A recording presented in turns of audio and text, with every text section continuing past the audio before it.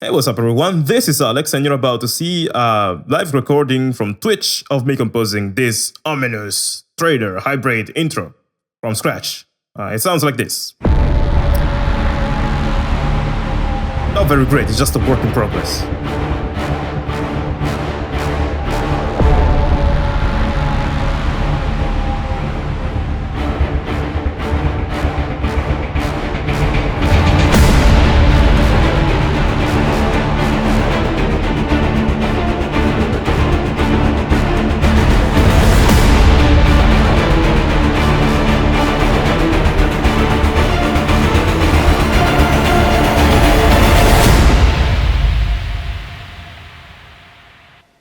So, yeah, I just finished streaming on Twitch, the process of me composing this completely from scratch. If you want to see the follow-up episodes, I will stream those on twitch.tv/AlexMoukala and maybe upload them here as well when I'm done with them. If I progress with this track. As you heard, it's nothing too crazy, although I like the orchestration, especially here. It's like... But the track itself is not so amazing. So if you feel like this will help you, then check out the rest of this video. If you feel like this is shit, then simply don't check out the video. I should also mention that, just like I said yesterday, I'm not writing trailer music professionally anymore. But the reason why I composed this track is that I wanted to experiment with a few of the techniques that I discovered in Daniel Beijbom's trailer music mastery course from Trailer Music Academy. Because even if I'm not writing trailer music anymore, I wanted to have an insight in how Daniel Beijbom composes his tracks. And I'm always out for learning new stuff that I don't know about. So that's what I'm doing here. Some of the things I tried today were very interesting experiments that I came to mind after checking out that course. And I'm gonna, on the course of writing this track, try to apply much more knowledge that I got from those videos, those hours of videos from Daniel, which you can access as well. The course is already on sale and it's available at Trailer Music Academy. I'm gonna leave it down in the description of this video if you want to get it. The link is gonna be there. But without further ado, let's get into the footage of me composing this short intro from scratch on Twitch. Let's try to compose some trailer music and fail. As usual, I don't have a secondary screen, so if I don't answer to the comments in the chat, it's because I'm not seeing them. I'm using my phone to read the comments. But in this stream, I'm just gonna try to compose, and I'm gonna focus on composing more than being a showman. So welcome to those of you who joined. Let's get straight into it.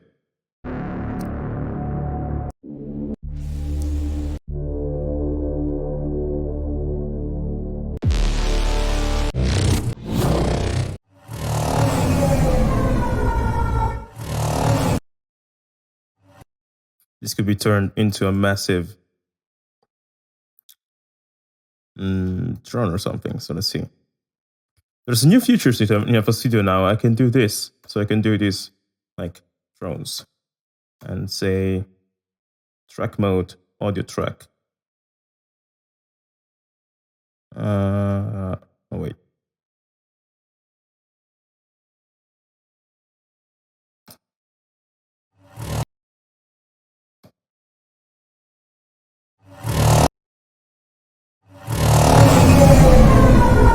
No, I must be doing something wrong. Let's try again. Audio clips, audio tracks, alright. Audio clips? Nope. Audio tracks?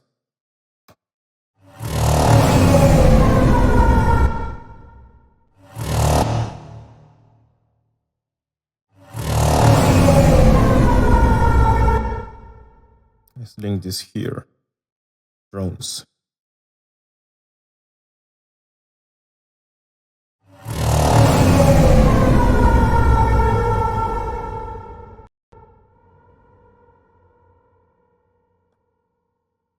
Hey Maker, everything is going alright. How about you? How are you guys doing, by the way? Sorry if again, I'm not gonna focus on the community much. I'm just gonna focus on composing today.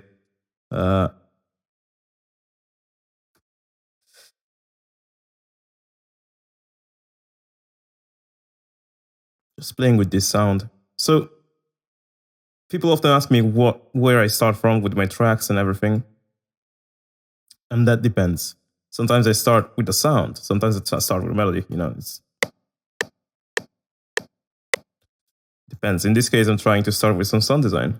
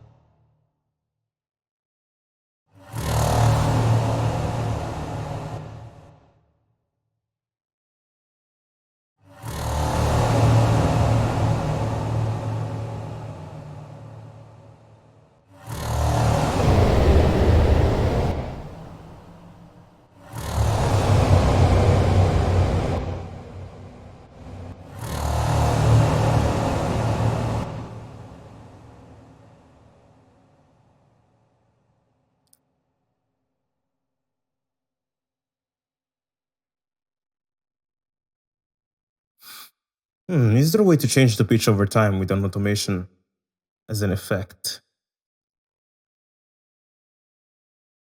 Thinking of stupid things here. Well, let's see what happens.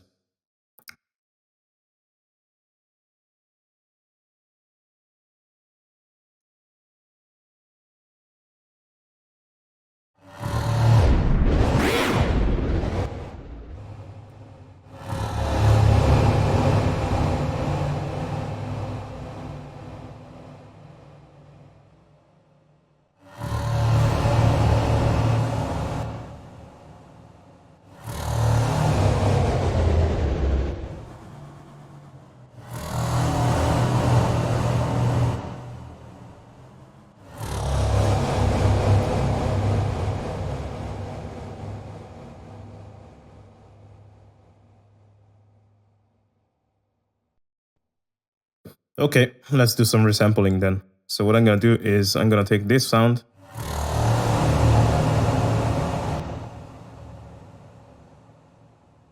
and then export it. Create a new sound.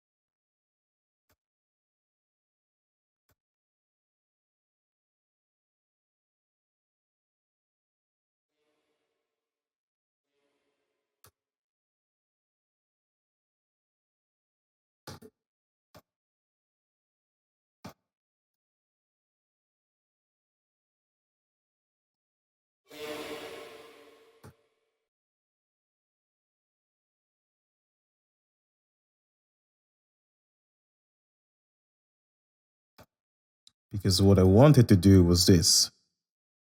I'm not making trailer music for publishers anymore. Since I think a year and a half, I stopped making trailer music for publishers. I could resume at any moment though. It's not like I was goodbye forever. I decided to take a break from it because it wasn't for me. Although it's very interesting, it can be a great way to make money. There's lots of awesome people doing that, so you meet lots of great people doing that. It's the genre of music that I used to make that I really like trailer music. For me, it's not very thrilling or exciting.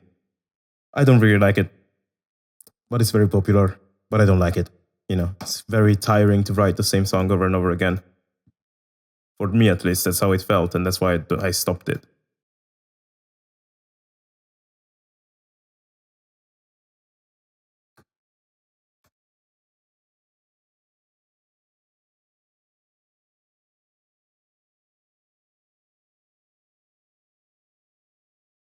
Just gonna keep it there, as well as this one. This is something I used to do when I made trailer music, which was very sound design heavy. I would start the project by just messing around with a few sounds, in a separate part of my project file. So here we have this, and here we have the resampled version. Those are two separate sounds, and then I would create more and more and more sounds until I found the ones that I really wanted to use in the track, So these are just experimentations. Because trailer music is usually, hybrid trailer music is like a marriage between, the normal organic sound of the orchestra with weird effects and all those things. So you kind of need both. Oh no, I deleted my freaking audio file. So that's what it does. Okay, now we discovered that. Nice.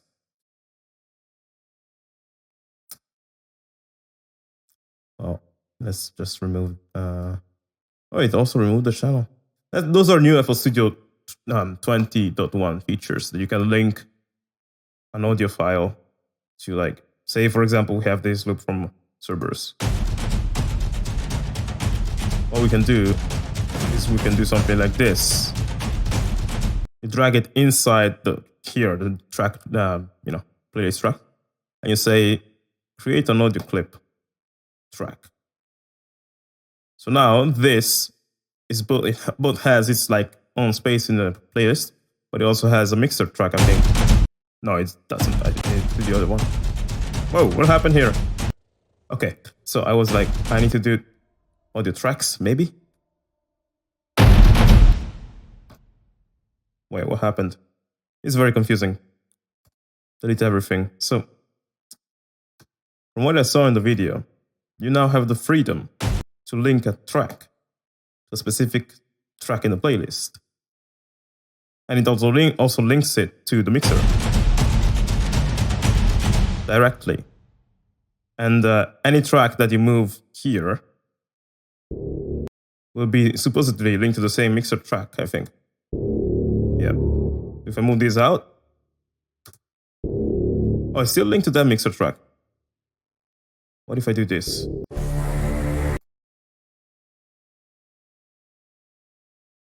Okay, so this has its own mixer track. If I move this here, it will move to the mixer track of this sound. So each, line now has its own mixer track. You can do that in FL Studio 10 20.1. But I don't need that. I was just trying to make sense of how this works. Anyway, let's go back to our composing process before we get lost in the abyss of distractions.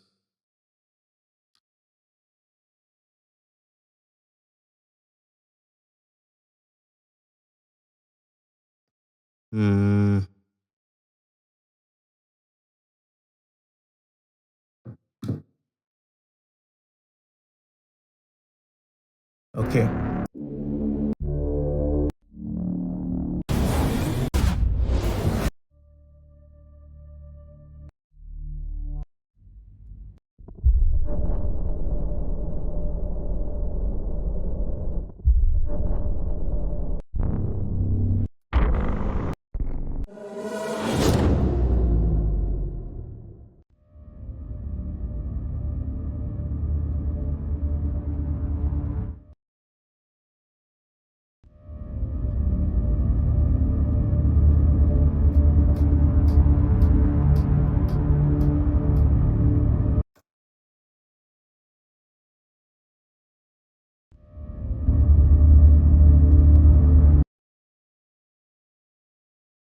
I feel like doing weird experiments today.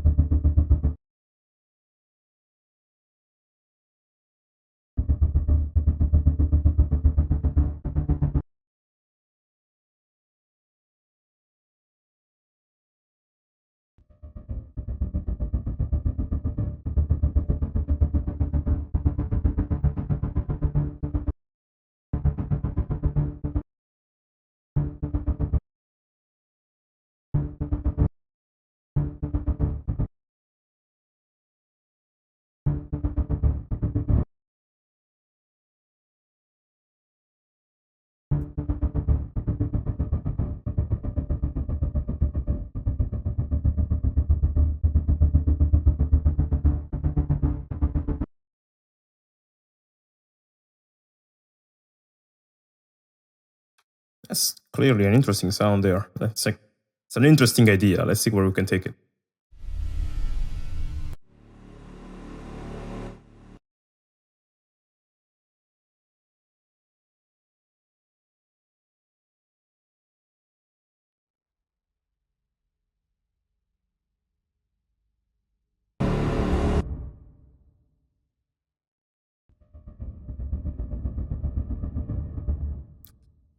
That could have been done also with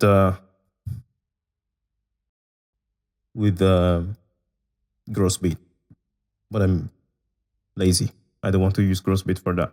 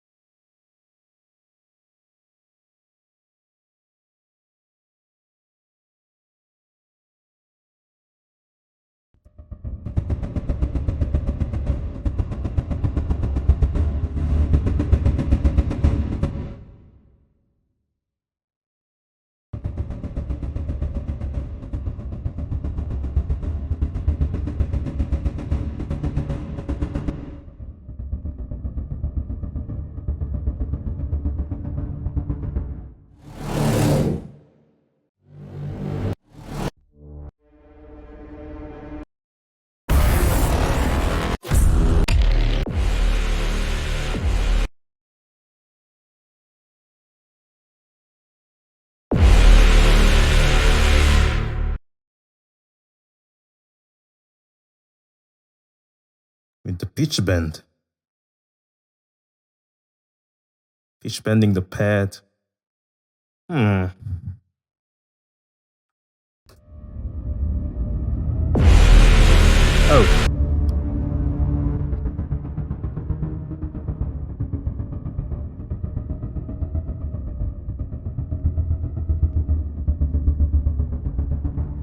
Yeah, you can do interesting stuff with the pitch bend for sure. But first, I don't even know if I want to do that though. I just wanted to add some more thickness to this reverse, like to this pad rhythm, whatever I have here.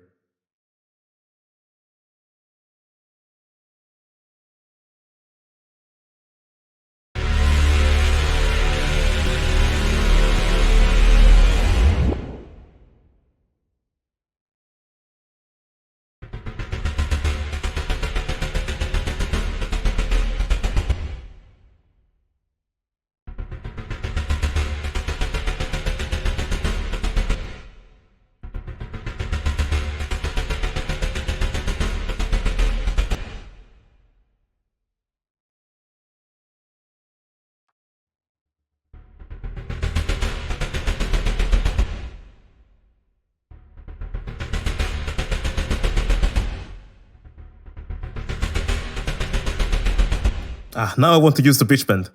Jesus. Macker. Why? Let's see. See, guys, I'm wasting time on this stuff. And this is usually where, this is usually how to destroy writer's block. You just mess around with bad creative ideas until you get a good one.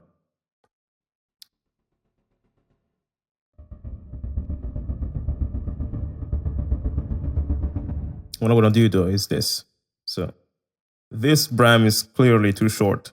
I want it to be a bit longer. So what I'm going to do is resample it with reverb on top of it. So let's... what did I do here? Let's do this. I could also find a, longer bram, but I like the sonic qualities of this one. So let's just go here and a little reverb.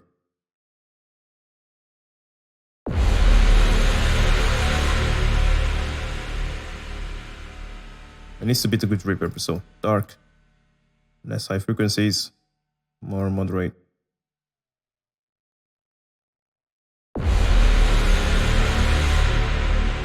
Hey, snaps. Been trying to create noises here. We don't want to make any sense today. So that's what we're gonna do.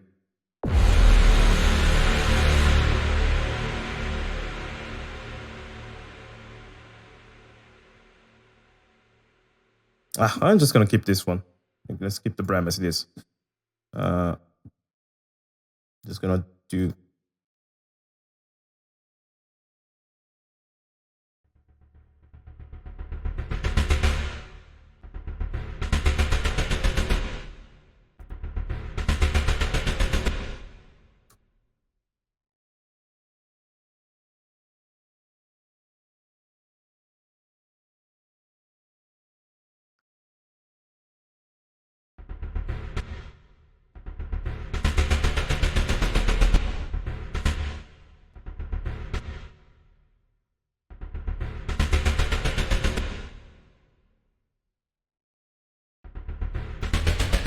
Oh God.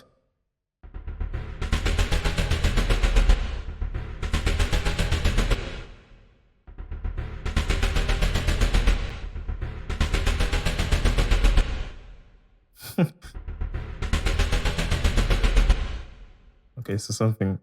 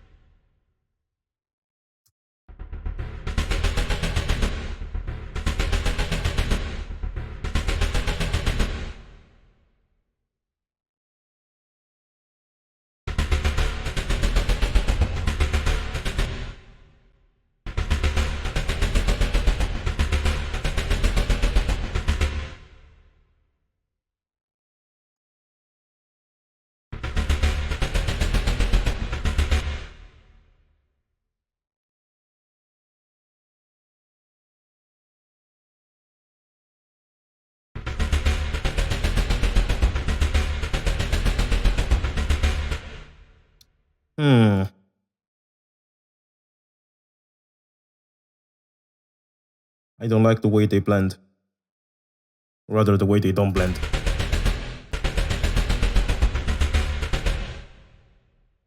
That's great.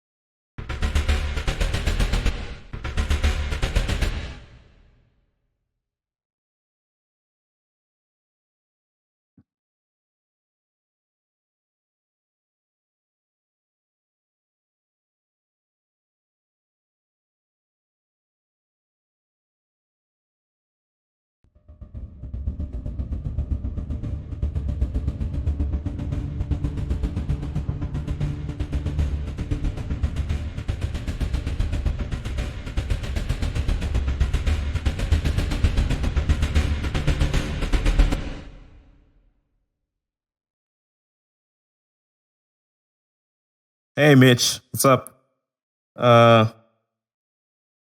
Crossfade on the Bram. Yeah, I mean the Mitch raid? What is the Mitch raid? Oh my God. I guess these are the Mitch fans. What's up, guys? Welcome to the stream. You came at the wrong time because I'm not doing anything extraordinary today. I'm just messing around with sounds, you know, which is something I do before writing a hybrid trailer track. I just play around with stuff and see if I come up with something interesting. Which, you know, not always happens. Also, I'm not going to read the chat as much today. And just since I don't have a secondary monitor here, I need to look at my phone to reply every time, and I want to focus on composing. So welcome, but sorry, this is not going to be very entertaining. But thank you for the raid. That's interesting.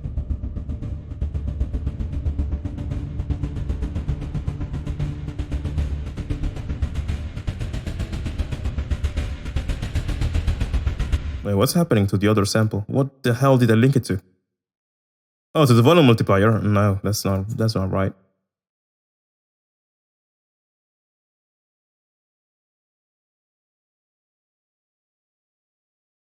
Channel pitch. Okay.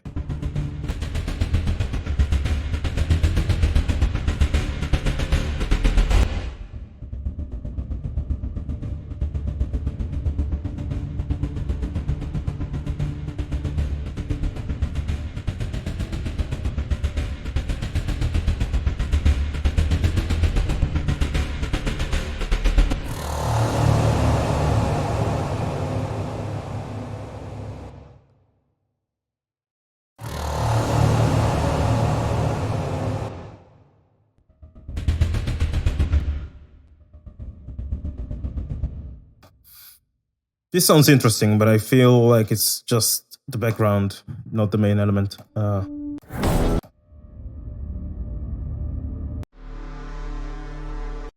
Some epic drums.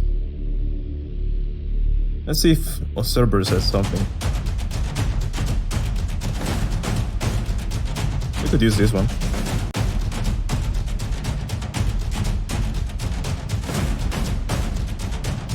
Oh wait, I just realized I wrote this rhythm based on this.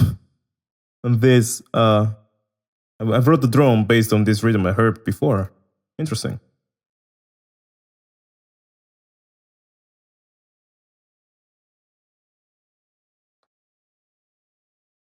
And here I thought I was original. Let's see.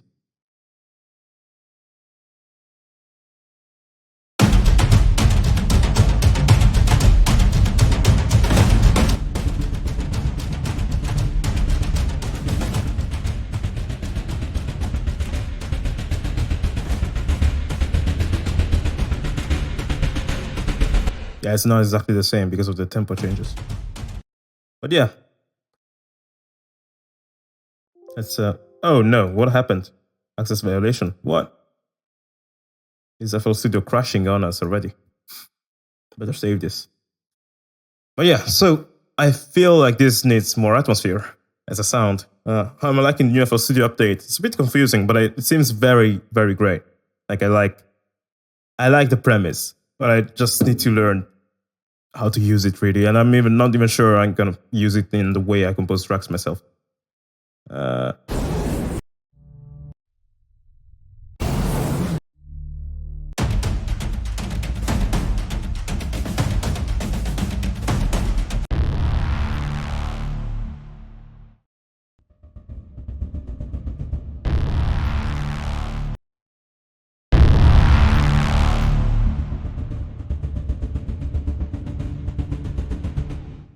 Okay.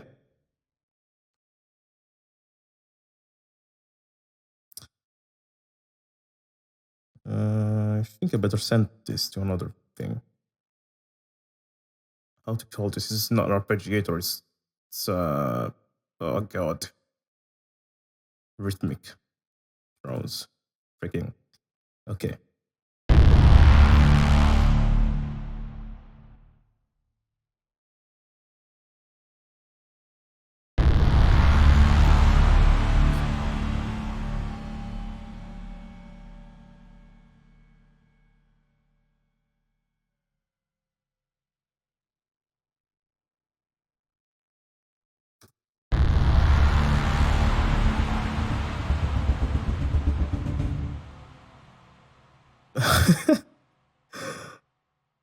Alex has been challenged to speak in third person for the rest of the stream.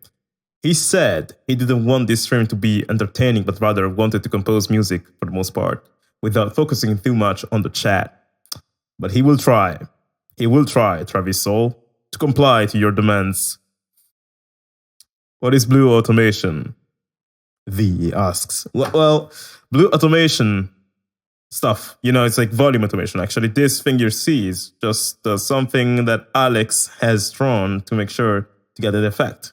Otherwise, this is the volume, like this is how drones would have sounded. And with the blue automation,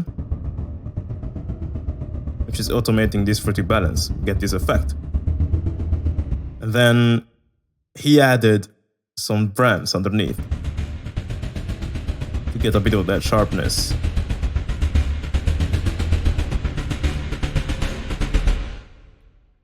And he's thinking right now of adding something else, like white noise sweeps. Oh my god, talking in third person is so tough. But the man must answer to the demands of his or her. No, his, yeah. Because it is a man. He's also getting confused about English right now. He must comply to the demands of his client base. So he wanted to add some white noise. Let's see.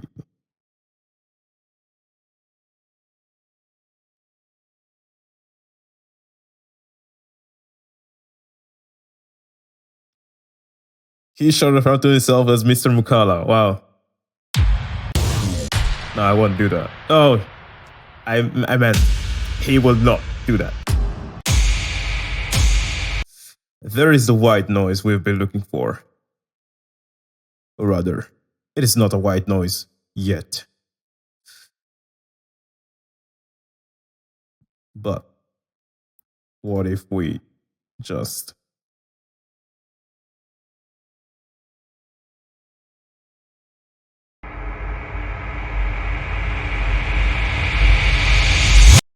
yeah, that's what we're looking for. We just take the tail of it, and that's good. So we'll link this to the 41 to get the same effect.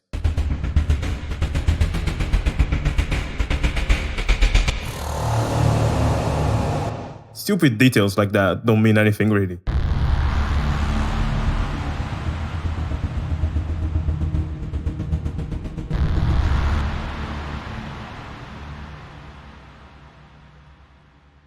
But I mean, but he means this could be used as an intro. Maybe. Let's see.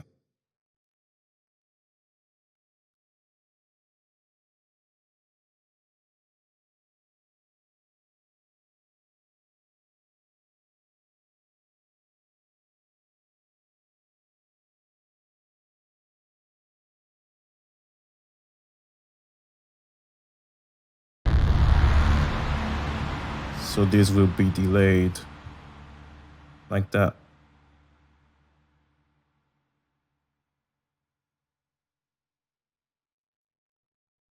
Oh my god.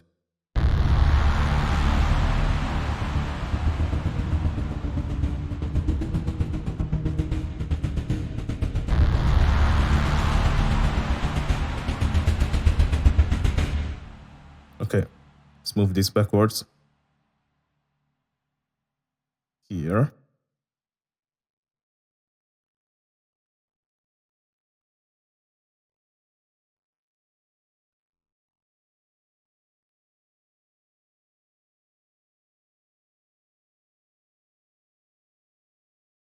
Maker, you had the great idea of telling me to start, or tell Mr. Moukala to start a Discord channel, but this idea of speaking in third person totally sucks. So maybe you're not to be trusted like that.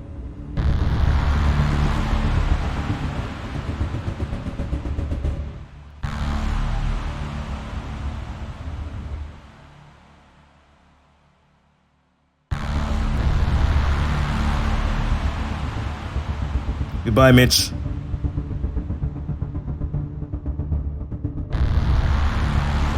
And thanks for the love, Avery. Lol.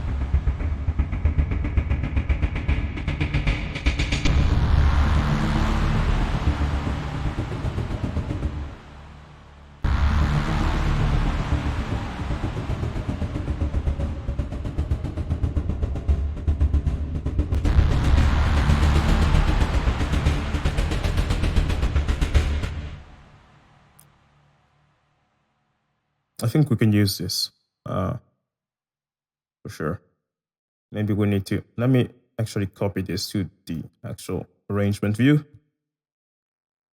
because we're going to write something on top of this. We might change a few notes. Like, I'm not sure about the key of the track right now. I'm not sure if I like it. Anyway, let's add some booms. Where are my trailer booms?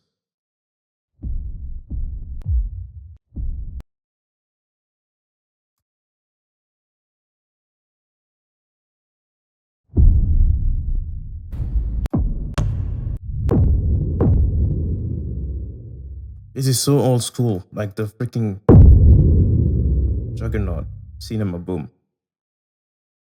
Use it in so many freaking tracks.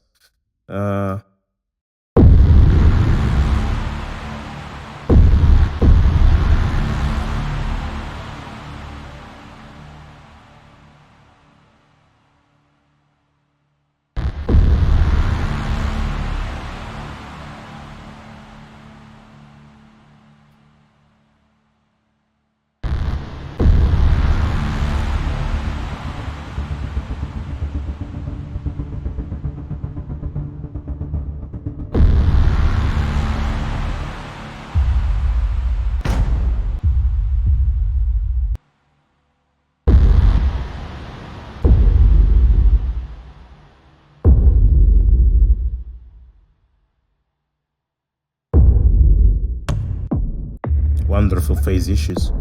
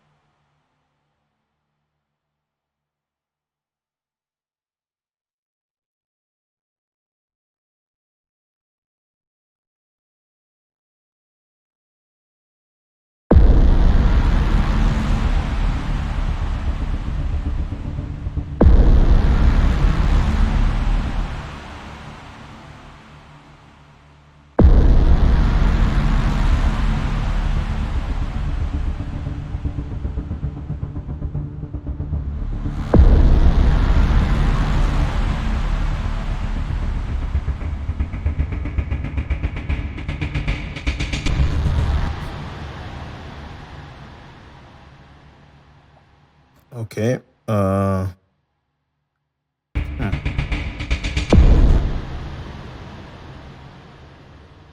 Here I should probably start adding trailer hits and stuff like that.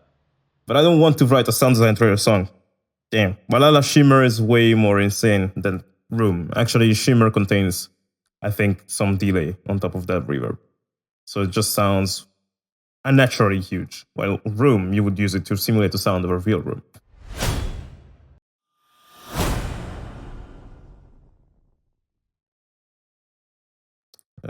Law of attraction applied to my music career to I meditate. I did read a lot of books on those sort of things, and I did apply it. You know, it's weird. Like, when I was just starting out, I was very into that stuff. But then, after getting started, after getting my first result, I became too focused on my work to actually spend time visualizing and all those things. If you're talking about law of attraction, you know what that means. So the more results I got, the more I worked. And the more I worked, the less I thought about law of attraction. But I still got the results. I guess law of attraction is just a way to set you on the right path. But then you, of course, need to do the work. Ooh, that's great. As for meditation, that's something I did in the beginning as well. And that's a habit I should have not lost, because meditation is good. It's always good for you. And also visualization is always good for you. to be on track. But if you're already on track, then you just need to work, you know. So I just use that visualization as a way to, you know, get back on track if I am off track for some reason, if that makes sense. But yeah, I can, like, a book I recommend about mindset is really called Mastery, and it's not about law of attraction. It's about how the geniuses in the world, like Leonardo da Vinci and etc., actually became geniuses. Jesus Christ.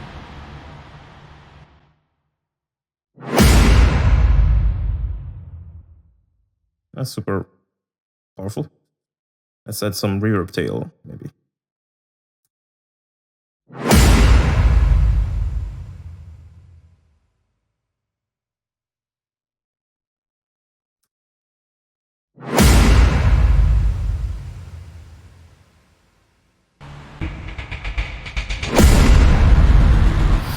What the hell is wrong with this?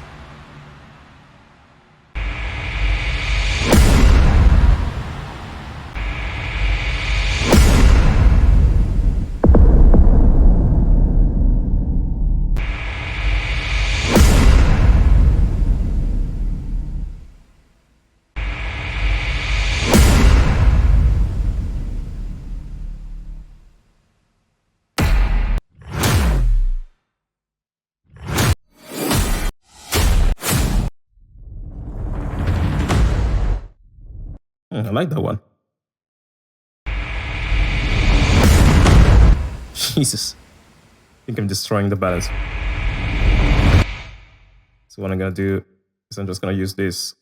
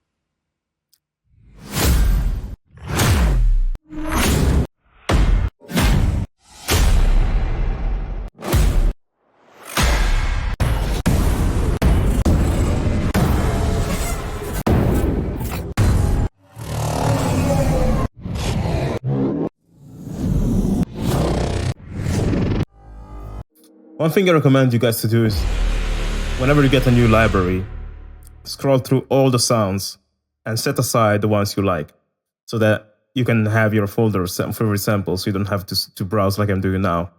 I didn't browse Jaeger as much when I bought it, or rather when it was sent to me by Audio Imperia. So now I'm just scrolling through the samples like that. But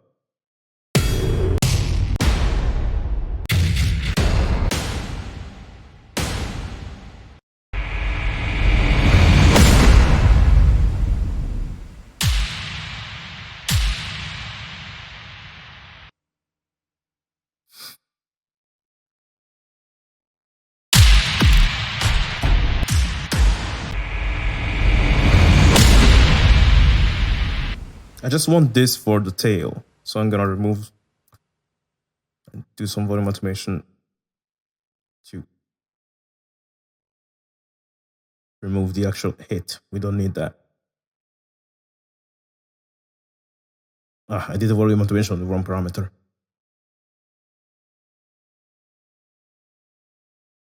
And I think I failed the challenge of speaking in third person already. That's very tough.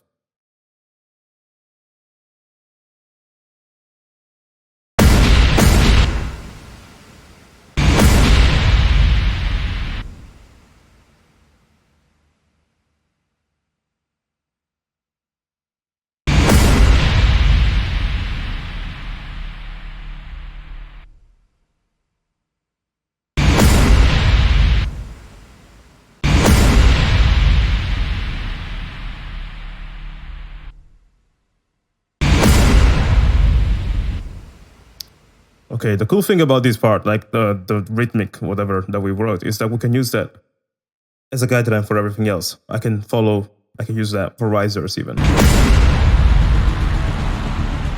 Which is what I'm gonna do eventually.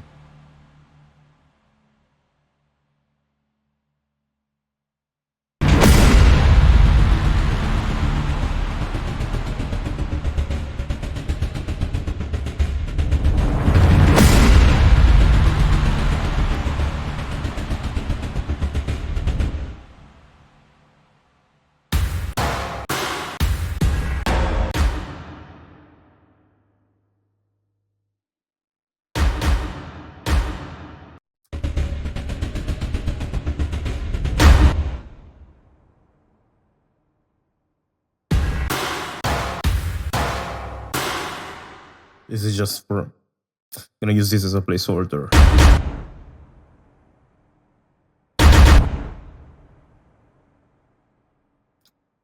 Because I want to do that rhythm later.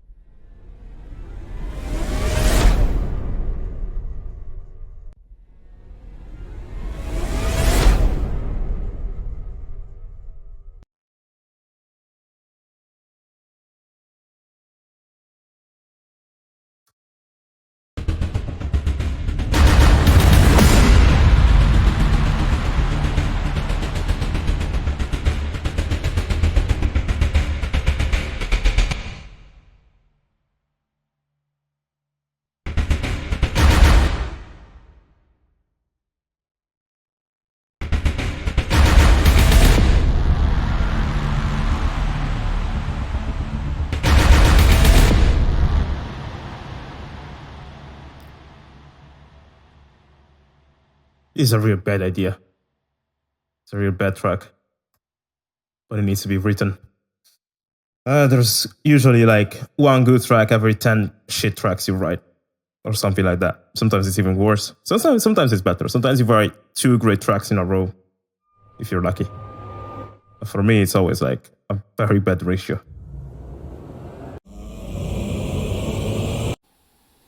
Are there risers in Jaeger?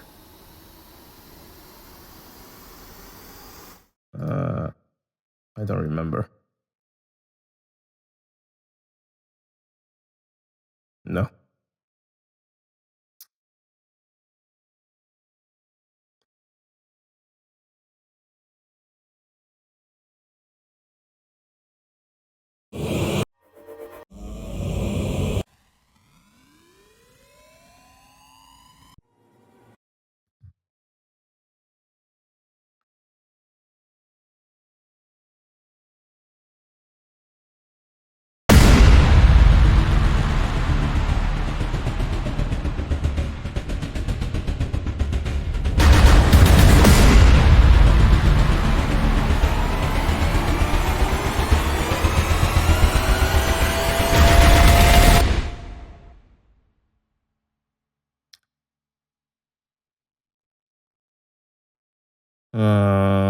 Okay.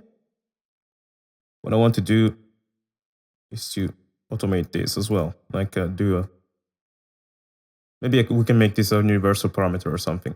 Or no, I'm gonna do something like this.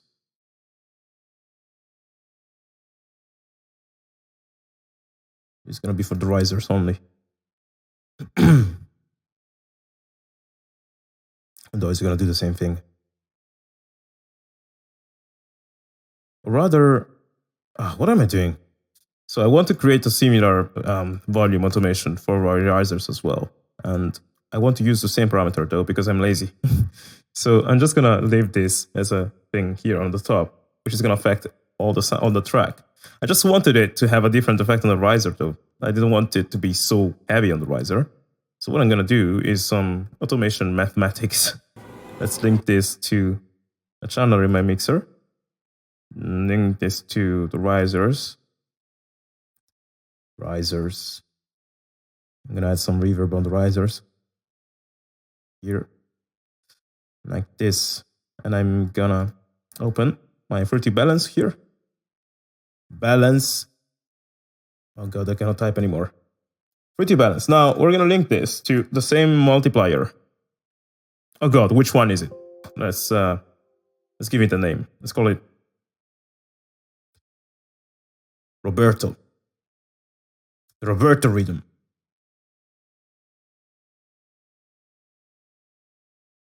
Rhythm. That's what it's called now. I'm gonna link this to Roberto. Here it is. And what I'm gonna do, I want it to not have such a drastical impact.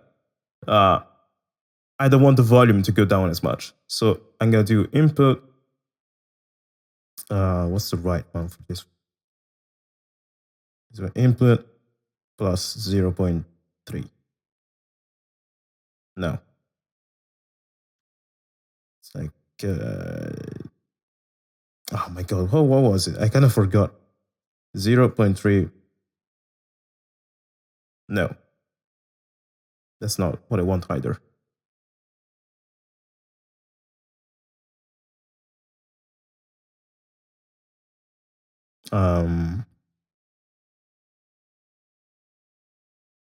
This should be easy maths. It's just that I really suck at maths. So input plus, no, that's not what I want. I want it to have this as a limit. I don't even remember how it's done. Freaking, let's just open a new automation because I don't want to do maths. Although now it's a question of principle. Which formula do you think this is, guys? I do this plus 0.3.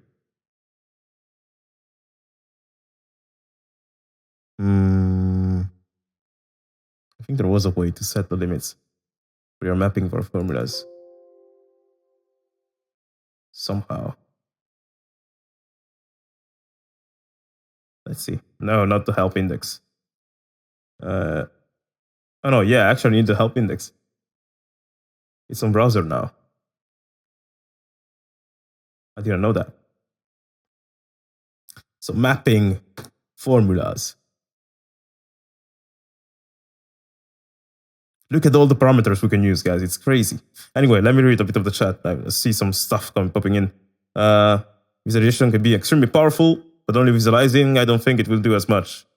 Yeah, you need to put things into practice. You were a bootcamp, everyone required to do it for 3 months. Is it like visualization bootcamp? Thank you for the Green Hill Zone. I like that one as well. As you notice, it's very different from what I'm doing now. And I tried Cubase. Didn't really like the workflow. So, no. I think I'm sticking to FL Studio so far. Unless maybe, I take a job somewhere as a composer, maybe for a video game company, and they ask me to use a specific DAW. Like if Square Enix tells me, we're going to hire you, but you're going to need to learn to use Cubase or Pro Tools, and sure, I'm going to learn to use that, But now I'm being self-employed and everything, a bit independent from all these things. I like to use FL Studio pretty much. Max input. Oh, wait. Maybe this is our answer. Probably I can use this formula. Input. Oh shit, you're right. Nordic Dawn saves the day once again, man. Great. This is no, this is not what I wanted, actually. I want the opposite of that. No. I want the opposite. So okay, now we're talking. This is what I wanted. So now we can do this. I can tell him below a certain threshold, you just leave it as it is. That's good. That's what I wanted. Roberto on a riser.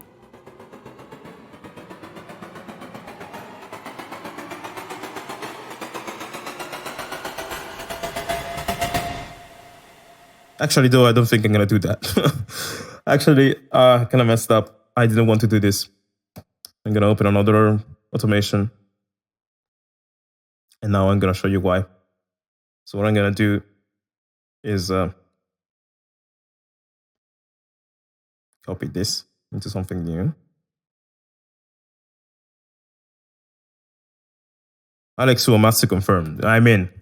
That would be my dream, to even meet that man and tell him, like, you inspired me to start composing music myself. Literally, Nobuo Uematsu is the reason why I make music at all, So it's like, that would be great. I don't think it will happen now. I'm not close to being good enough for even, being compatible to Square Enix. But as an end goal, like I like to have that, Or rather, I like to have that as an end goal. Like I cannot think, I can also think of other things I'd like to do with my music. After, if I ever compose for a Final Fantasy game, that's not the ultimate goal because I also have other things I'd like to do. But even to get to the point where I score a Final Fantasy game, that would take a lifetime, I think. It's not a goal I can say, I'm gonna nail it tomorrow. It's just, if you're lucky, one day, then you do it. Okay. So what I wanted to do with this is what I often do with my risers, which do an automation on the automation. Ergo, we have this rhythm, right? Which we need to link to our balance here.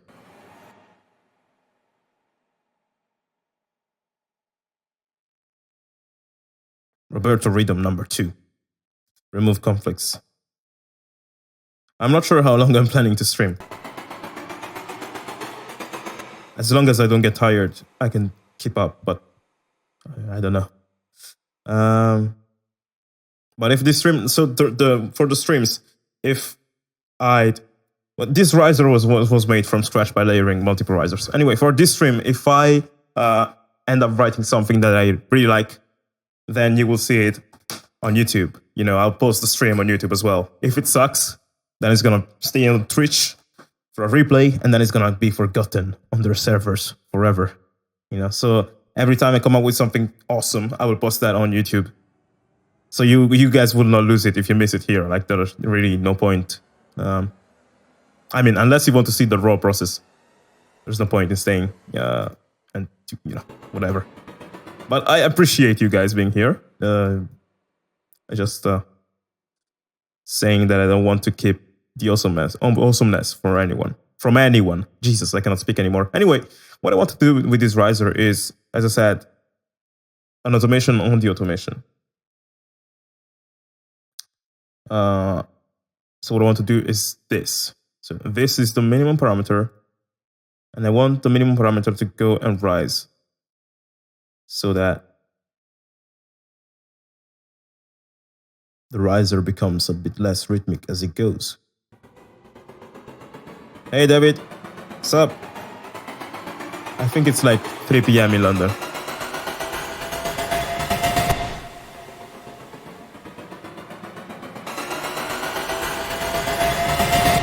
I could have also done the opposite, where it starts linear and becomes very like...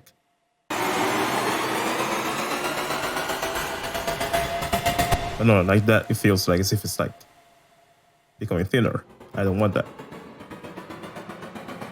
So let's keep it like this.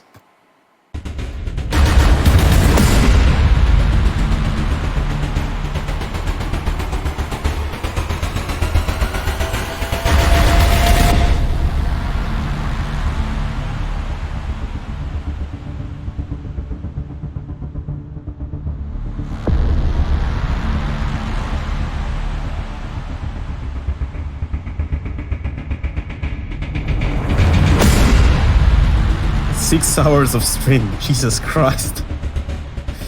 No, thank you. I tried Virtual Soundstage. Sorry. Wait.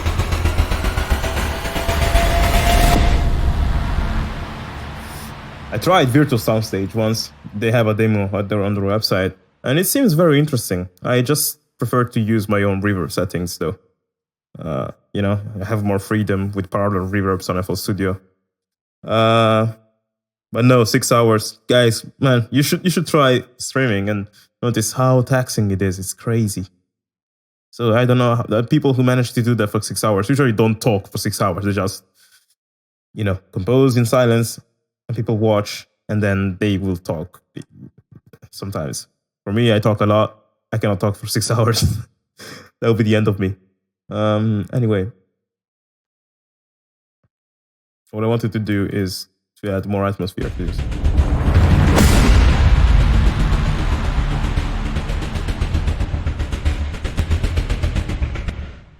But first I want to do something else.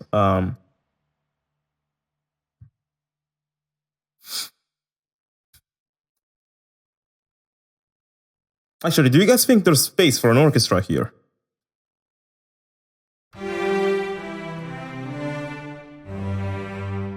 What the hell was that?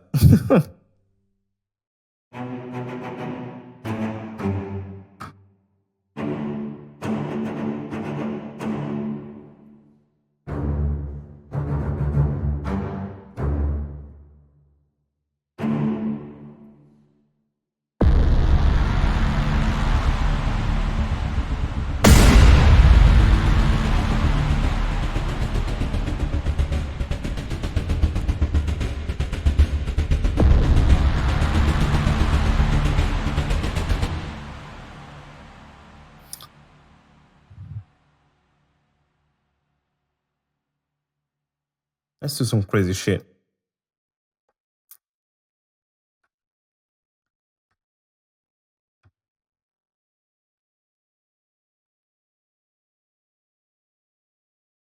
Trumpets. Why trumpets? This is supposed to be trombones. What the hell did I do in this template?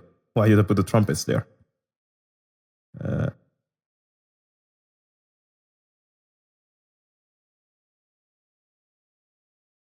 Oh wait.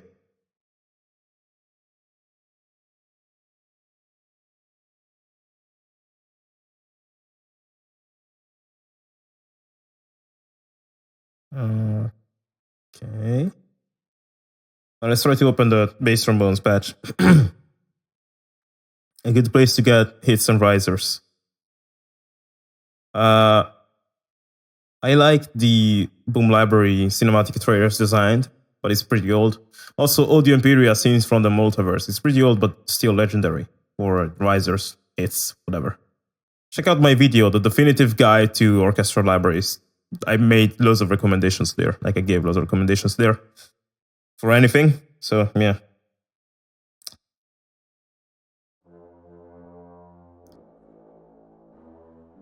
But yeah, there's always space for stuff in the mix. It's just that if you want to add things, then you give your song a certain character.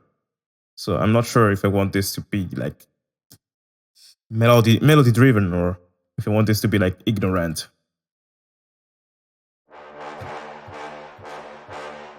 The frequency master. I wouldn't say that. I just know that frequency is a thing. But I mess up a lot with it.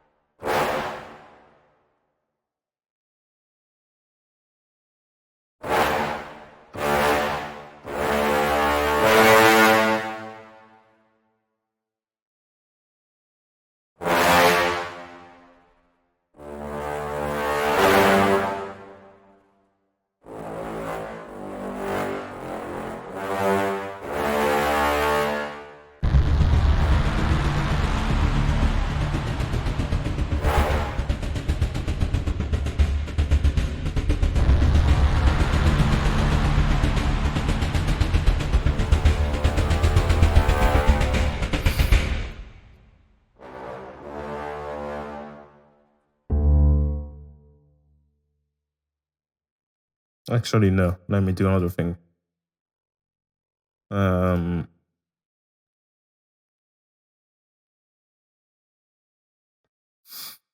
We could add string spiccatos, but that would be the normal thing to do. The Brahms are from Jaeger, yes. Let's see. We could do spiccatos, but I'm not sure about that. Like I'm not sure if I want normal spiccatos. What if we added some strange, distorted, layered spiccato instead? Like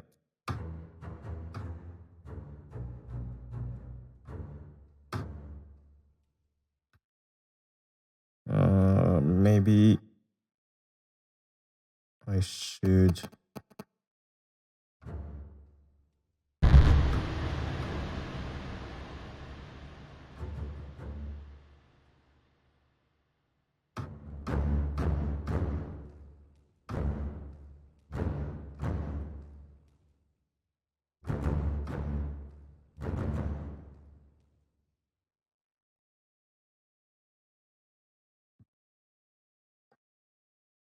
I have no idea what I'm doing, guys.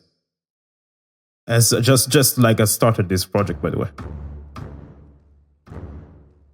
out of random shit.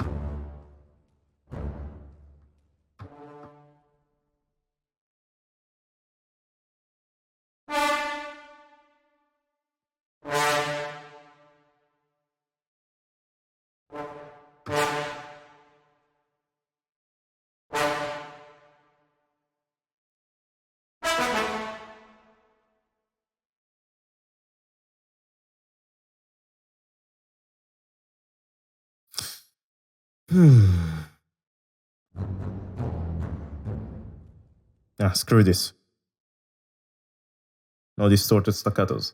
I wanted to do some distorted staccato spiccato combo, but I'm not really feeling it. What could we add here?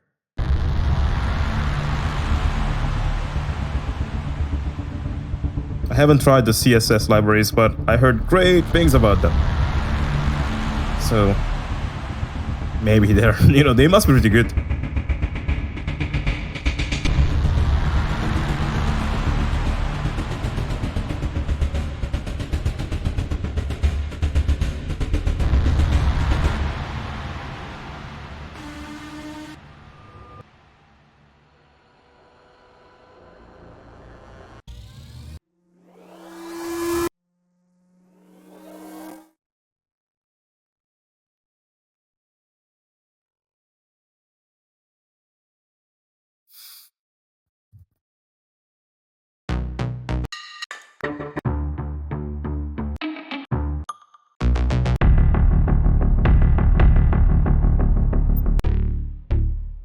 Oh, I like this sound.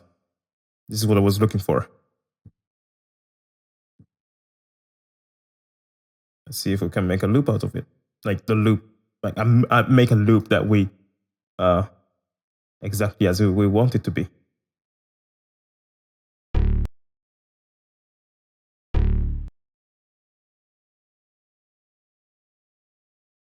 Maybe it's best if I do something like this.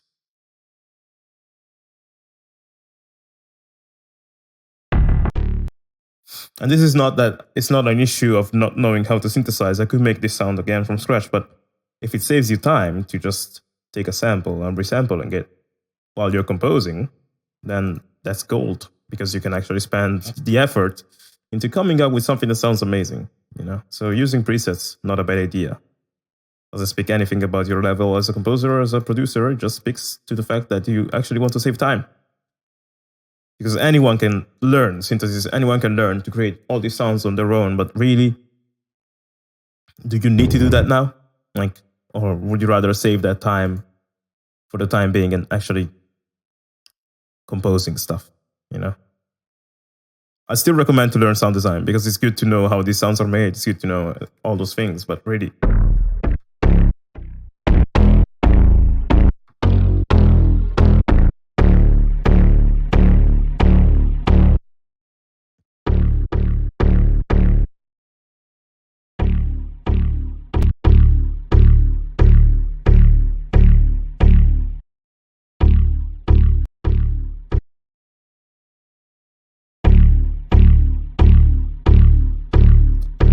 So I wanted to have a faster rhythm, of course. What you can do with Harmor, you go here.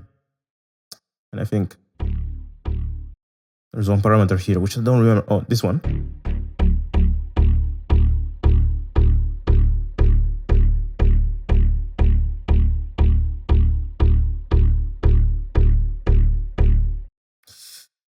Which can do that for you. Now, I just want to use this as a loop underneath my, sound design stuff.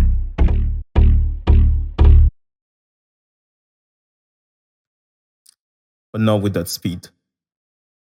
So I'm going to find the right speed now. Let's move this away.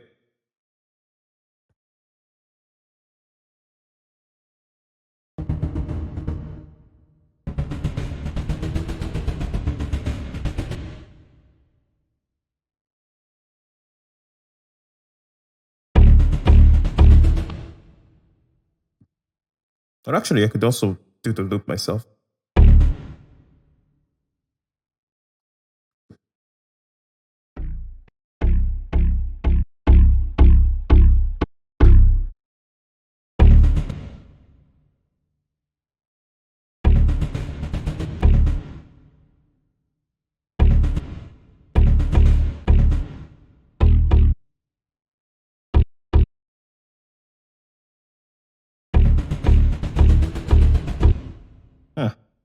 Slow attack. I don't like that.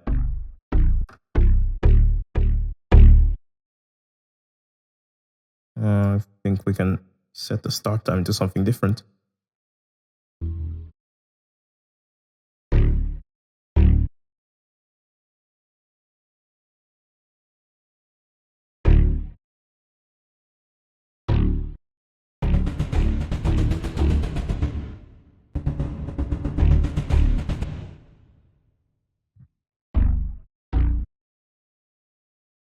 Let's just do this.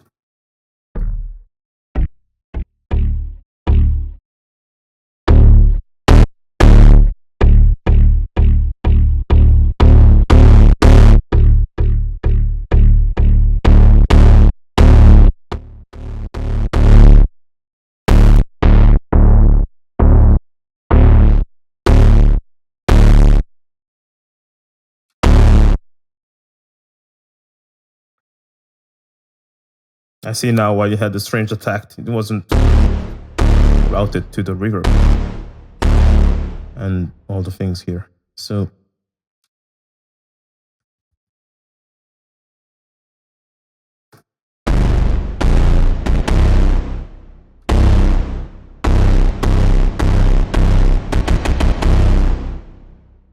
this could be interesting.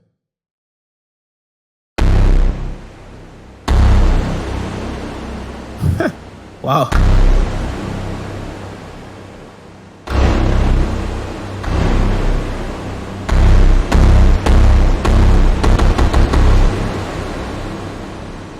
Okay.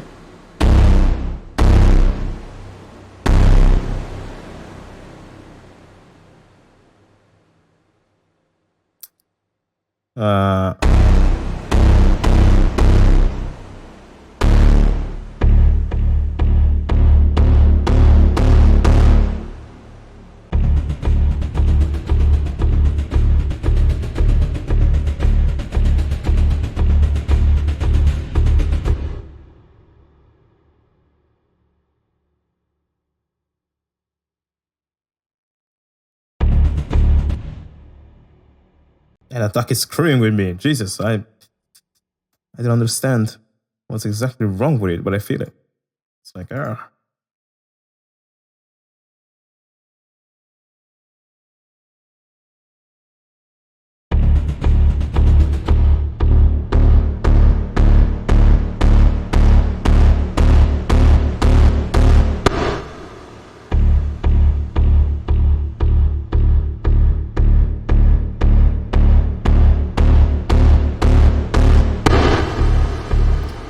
Why does that happen?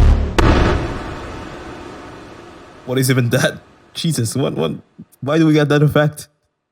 Okay, that's very interesting. Okay. I know what this needs, by the way, some delay. Let me reply to a few questions that you guys dropped. CSS, I wish I bought CSS. Albion 1 is a good bargain though, because you also get the brass and all the other things. Did a bomb go off? Probably. How long did it take me to remake the Green Hill Zone from Sonic the Hedgehog? I think 40 hours. My covers like those ones, I don't know, they take me the least amount of time compared to like a project like this, just to write the freaking intro. I'm experimenting and just inventing something new, but if I have to reorchestrate something, now, even if the orchestration itself is going to be very different, if it's a song from a video game that I love, like Sonic and stuff like that, it will take me less time to do it. So that one took, I think, 40 hours. Same for my Cuphead cover, like the Cuphead remix I did. It was a big project indeed, but I don't know. I've gotten better, you know, through the years and everything. So the more music you write, the just faster you become. But also, when you experiment like I'm doing today, then you take more time. The Sonic cover, it was an experimentation as much as a culmination of all that I learned. You know, I waited a long time to make the cover. I always wanted to make it, but I never felt like I knew enough. So it came a point where I finally knew stuff and I just wanted to write it. And I didn't really experiment as much in that track. I did, but I don't know, it's weird to explain, but it took me 40 hours, which is very short for me anyhow. But yeah, like you will get there with experimentation, you know. It's just a matter of writing something that challenges you, depending on what you can actually do, you know. Don't try to go from 0 to 100. Go from 0 to 1, then from 1 to 2, 2 to 3. You do one step every track you make. And after 100 tracks, you can write the track at 100, level 100, you know. And it's going to be way less daunting than saying, oh, I write level 5 tracks, but I want to write a level 100 track. Just go progressively. I spent 200 hours on the landing of Final Fantasy VIII. That cover there, that was the first time I wrote an orchestration so big, and that was actually not going from, you know, 10 to 11. It was like going from, I don't know, 30 to 50 or something. So it took me 200 hours in that case. But yeah.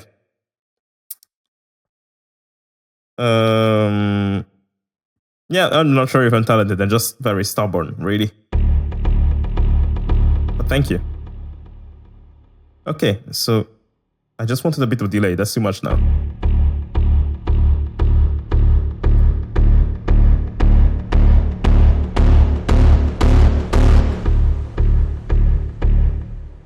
Okay, now we're talking. Now this is very interesting. It's not stupid anymore as a sound. I still think that maybe the delay needs a bit of like filtering on top of that. This is very fun. I haven't had such fun in a while. I'm just messing up, but I'm not caring the outcome.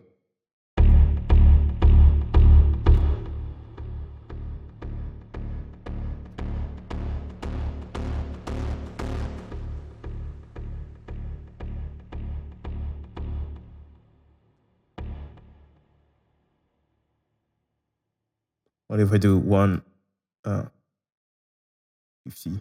Oh, there's no 150.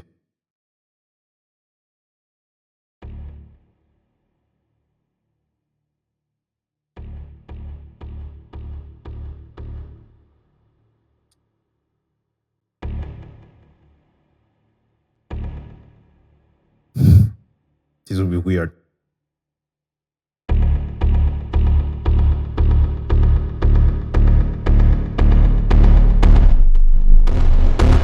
Oh, I hope I didn't destroy your ears there. It seems like I clipped. Yep.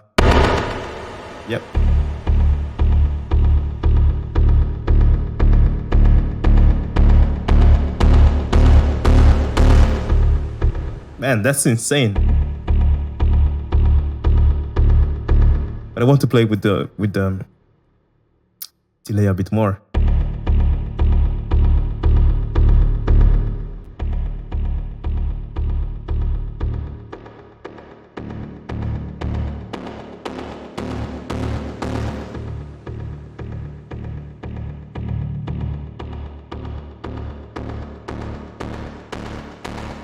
Hey Yazid, welcome. 30 minutes.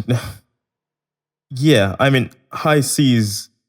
That would be an interesting remake, though, wouldn't it? Like, that's an insane track.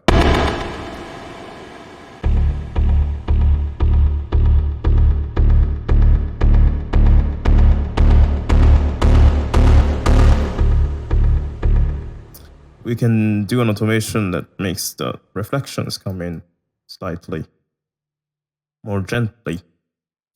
Yeah, let's do that. So, guys, I'm just messing around with sounds here, really. I'm not. It's almost as if I'm not even composing. Almost.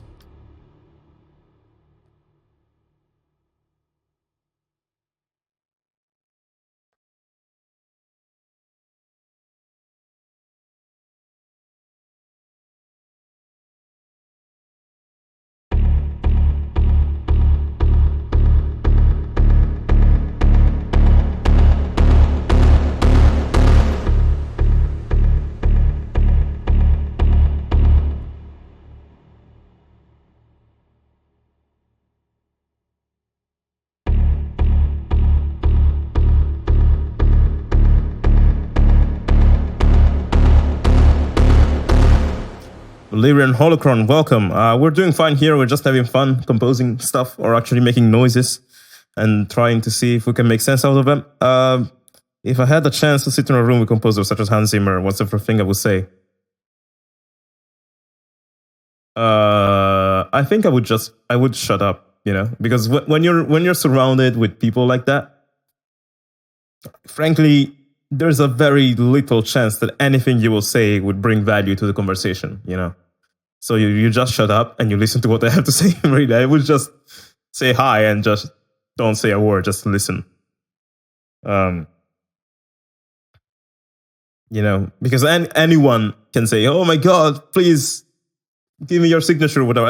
I would just shut up and let them talk. And if I have to ask questions, then I would ask him questions such as his mindset, you know, and all those things, and not like what libraries are you using or Collab Bro or those things, because you know it's good to know what equipment your favorite composers are using, but then the thing you really want to know is how they're using them, how they think while they compose. I guess that's why you guys are here on Twitch. You want to see my process, and that's the best thing you can see, the best thing you can ask for. So if I have to ask a question, I would probably ask him about his mindset when composing, how he starts his ideas, or how he stays motivated throughout the track, how he faces writer's block, whatever. That would be interesting, an interesting conversation. But yeah, let's not get lost here.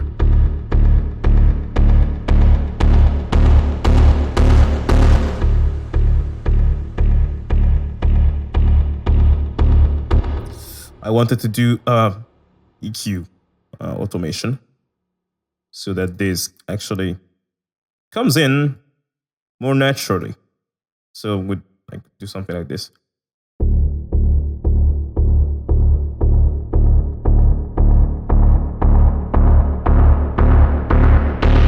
Still loud as fuck. That's not what we want. Let's see.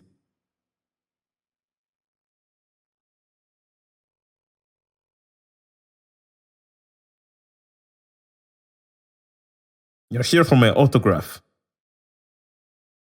That's what you would say, Hans Zimmer. You would say to Hans Zimmer. Oh, my autograph. I don't know. Wait, we can do it. So you just have to screenshot this Nordic done. So we have brush. There's your autograph, signed. Screenshot this, and you can say Alex Moukala signed the freaking autograph. Something that would work for any people present right now. This is your golden chance. It's gone. Back to composing. Let's check out what we did, because I don't think it makes entirely sense because of the attack problems.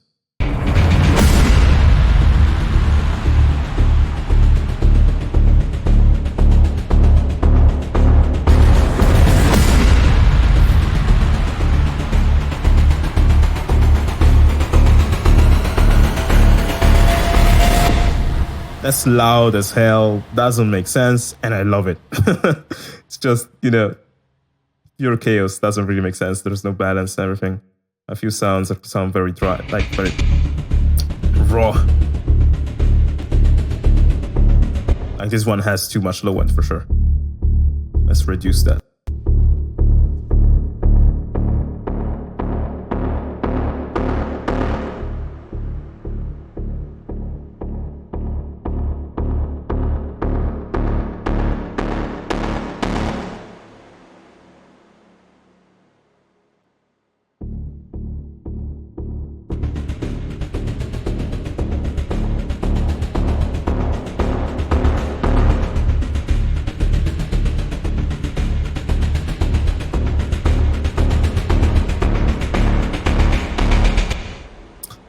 It sounds so bad.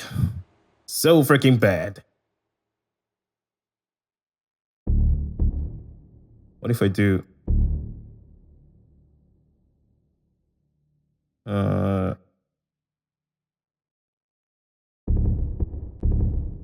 that. Not that even.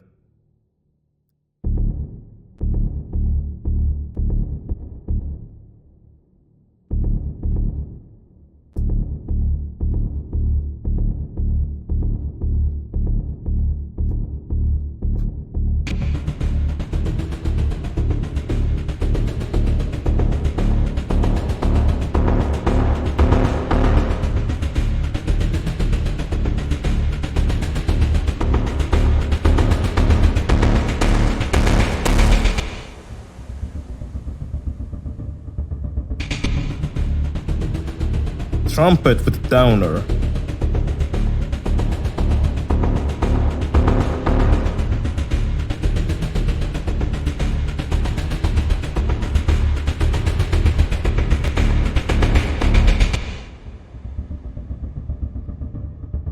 A trumpet with a downer. What do you mean? Something like that. You can try.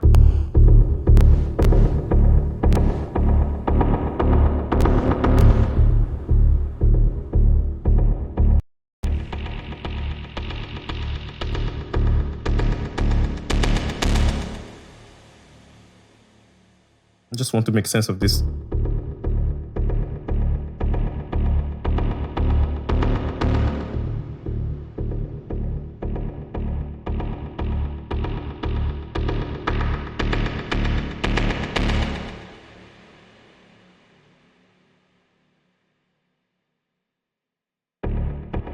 Let's just leave it. Let's add the trumpet with downer. Let's add the downer first.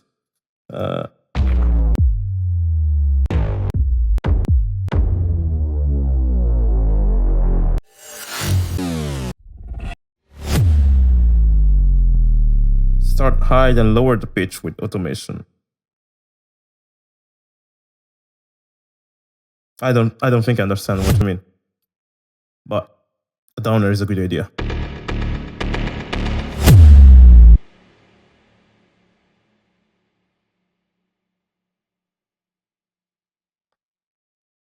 This would be a,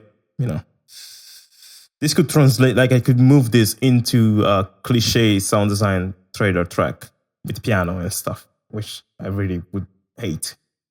So I'm not going to do that. But it could translate to that very easily. So downer. Let me actually listen to everything we've worked so far.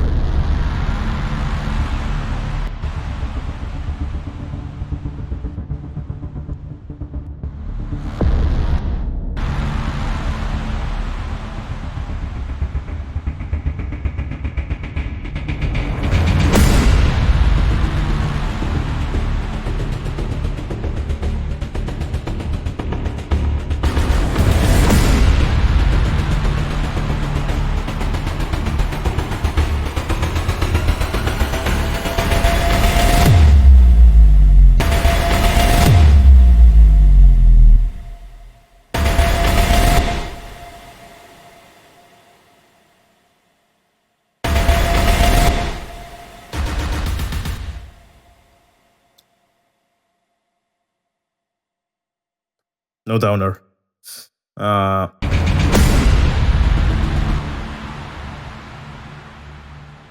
kind of like the atmosphere now, but I think we still need some drones or something in the background. And also I'm gonna need a specific trailer hit that I like to use.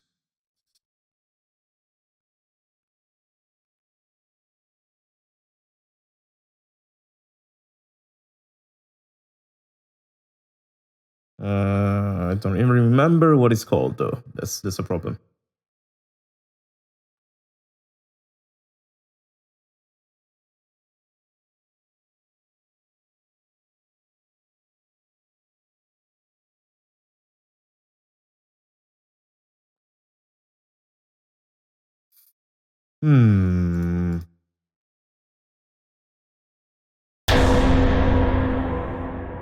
Not that one.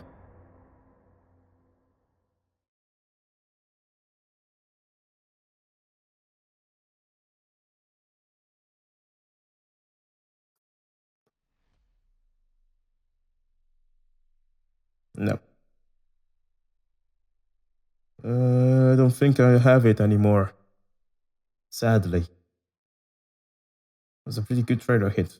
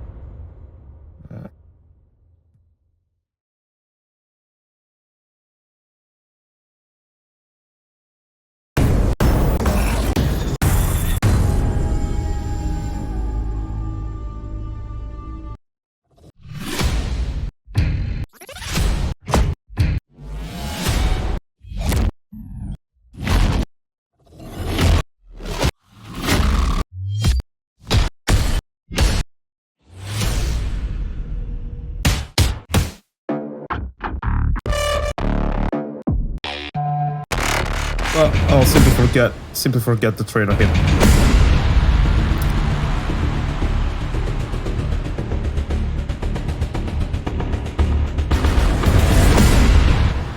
But I want to add at least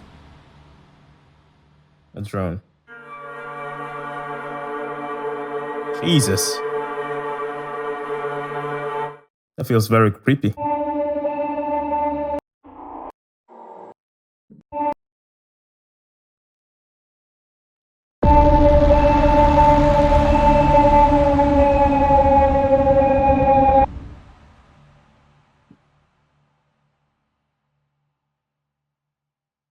Those sounds are not pleasant at all. It's like, oh, this is like, I don't want to hear this almost. It's not musical. It's like, oh, it's freaking creepy, but they create great atmosphere if you use them correctly.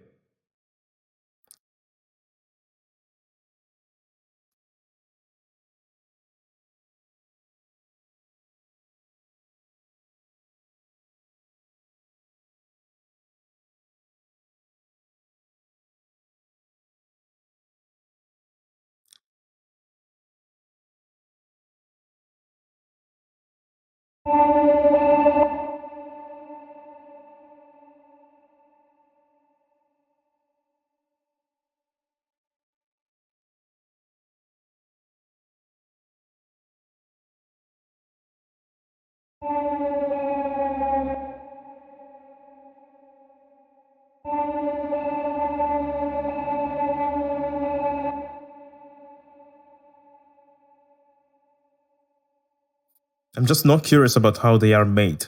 Like, what demons did they have to summon to create these sort of recordings? That's something I don't want to know, honestly. They can keep the secrets for themselves, but I like to use them.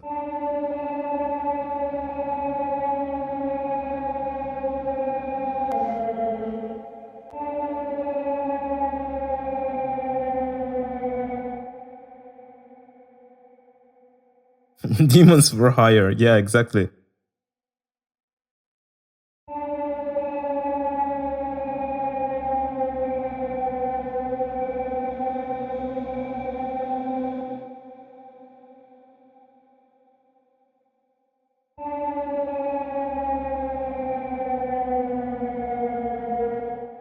It's hard to get the right tone.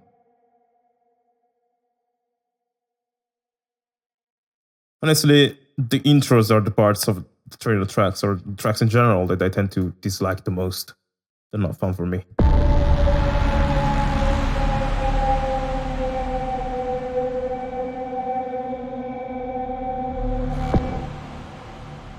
Because I don't really like to mess with atmospheric sounds. I just want to mess with like big percussion and big rhythms and big things like loudness, whatever, epic orchestrations.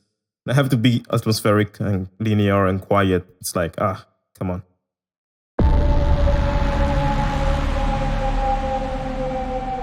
It's different for everyone. Some people like making intros, others I like. For others, it's more a drag.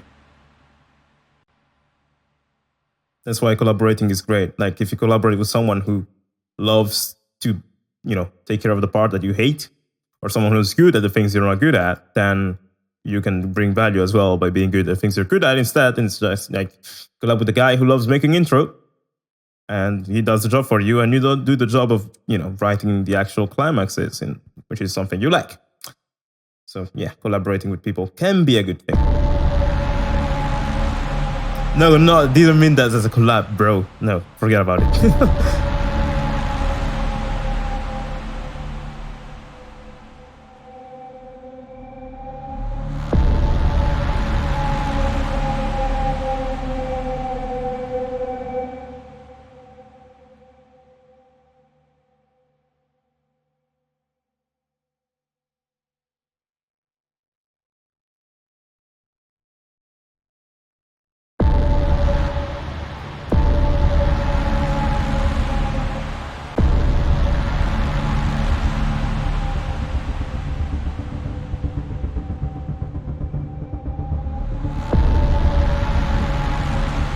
I've never seen A Quiet Place or heard it. If it's a song, I didn't hear it. If it's a movie, never seen it.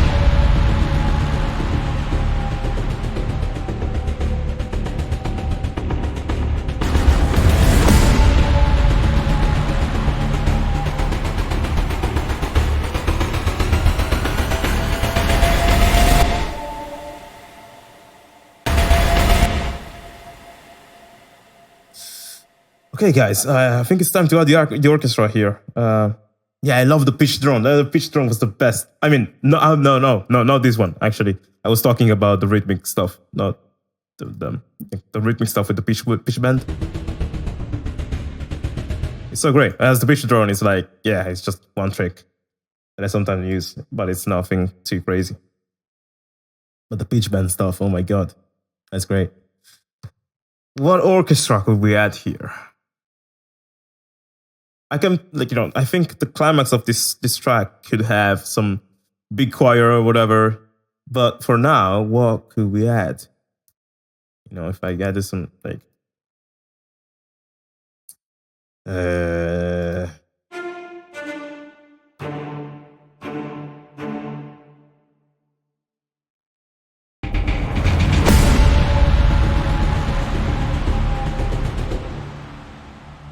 First, let me actually group these things so I can remove them.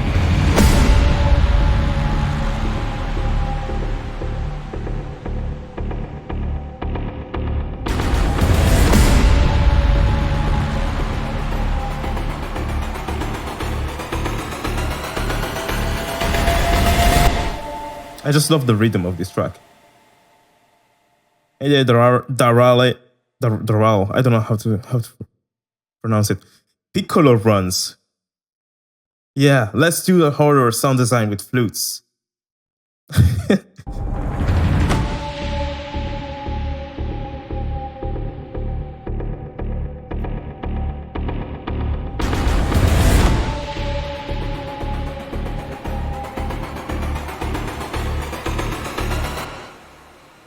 Kind of like this, to be honest.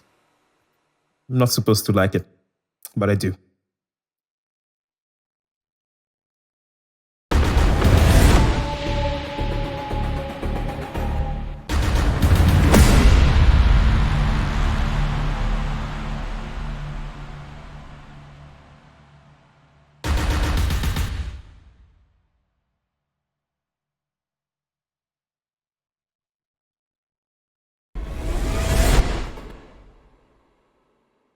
Let's just save it for now.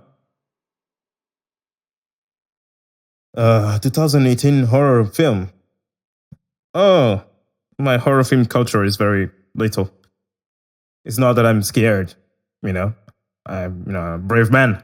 I just don't watch horror movies as much. At least that's what I like to say to myself.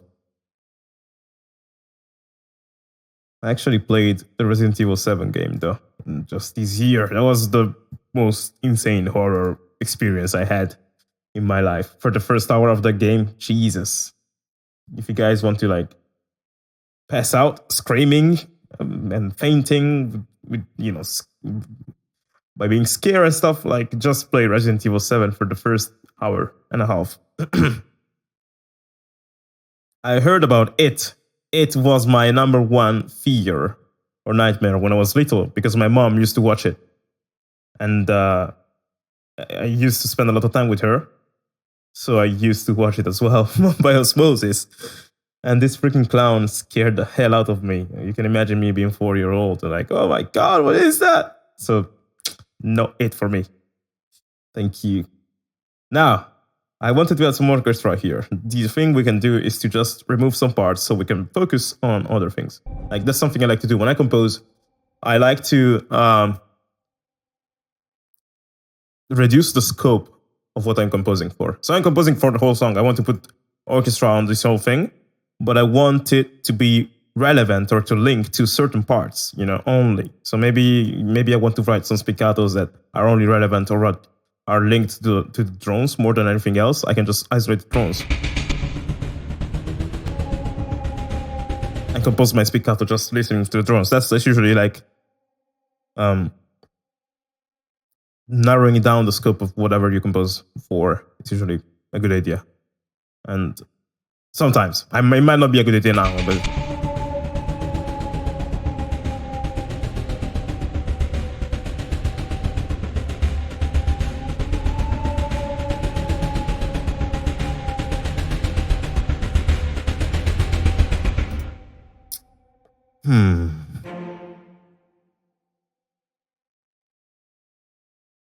okay, I got an idea. Which is probably gonna suck. Yeah, it's totally gonna suck.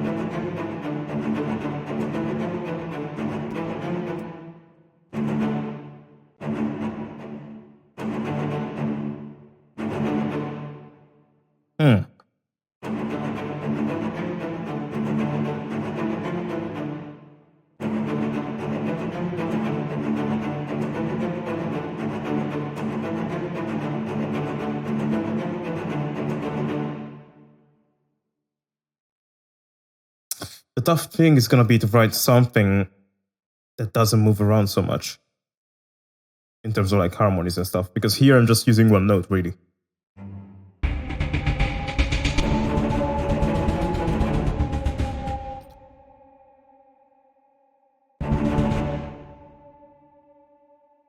Wait a second.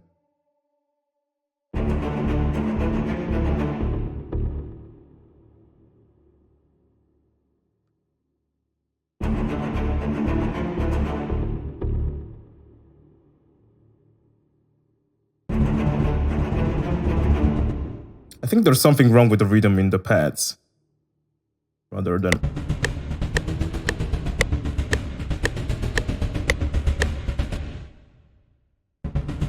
Because it doesn't align nicely.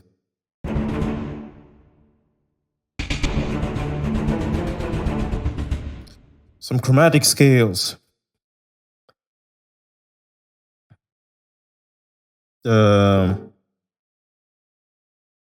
Maybe, I don't know.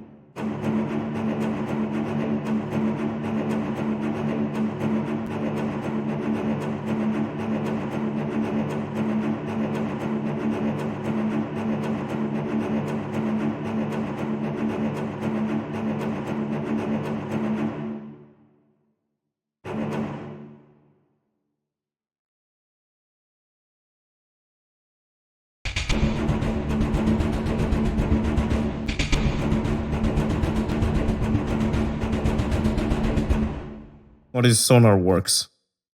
I don't know what that is. Although it's not the first time I hear that name.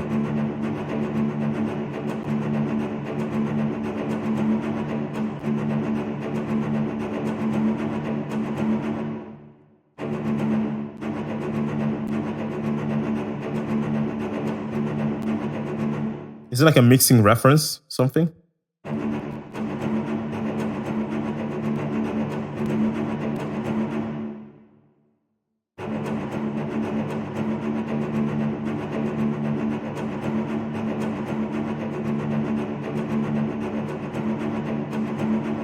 Oh, okay, got it. No, I'm using my headphones here anyhow. Didn't bring my monitors here in London.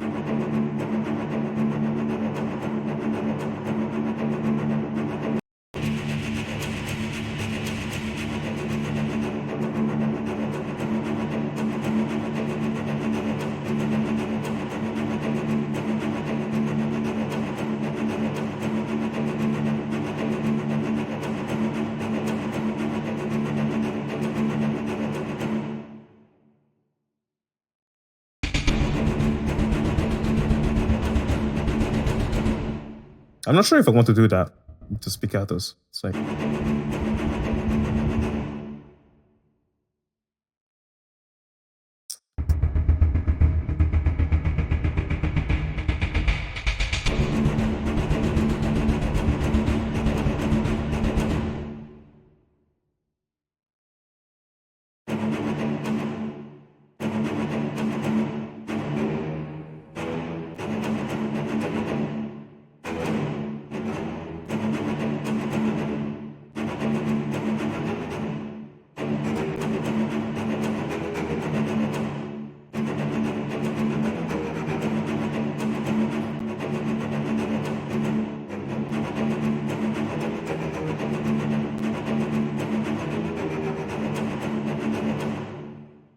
It's hard to replicate that pitch bend there.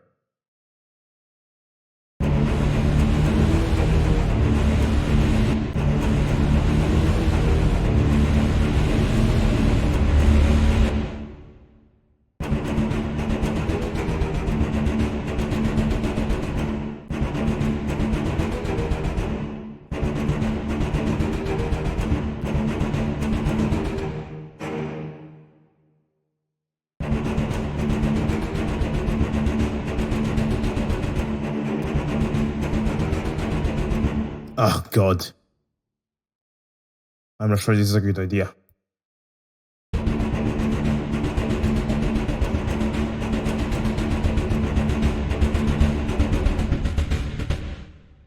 Maybe I can actually do the same pitch bend here. Probably. Let's see what that would translate to.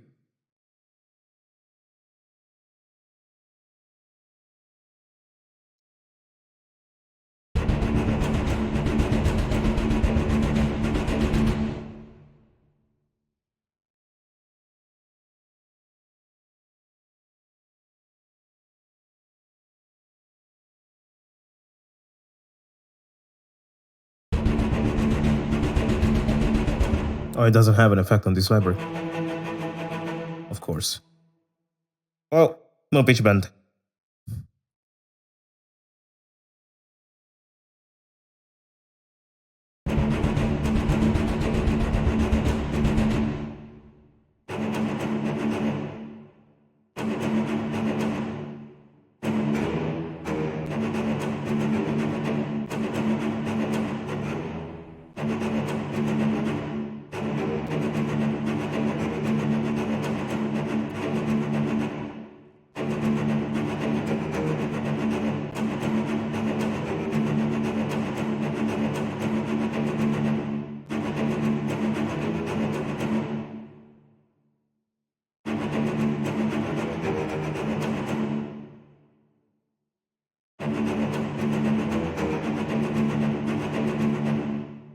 It's the most stupid spiccato ever written.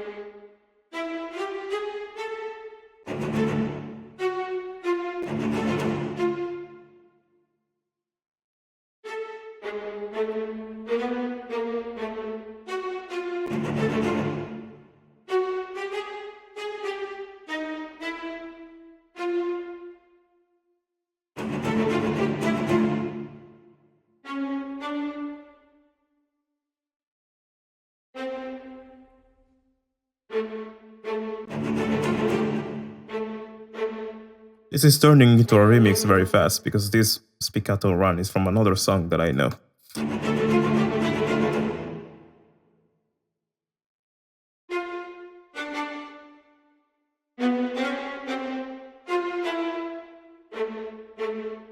Okay, it's not anymore. But it sucks.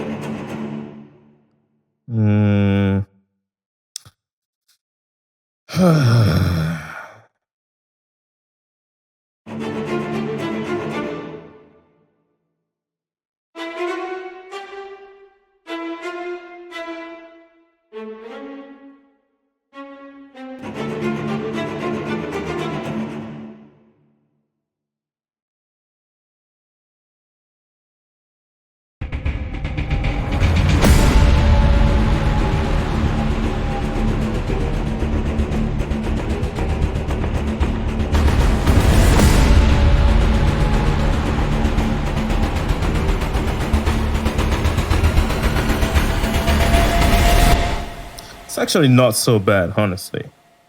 I just can't make sense. Or rather, I cannot write an orchestration that makes sense with what I wrote. So...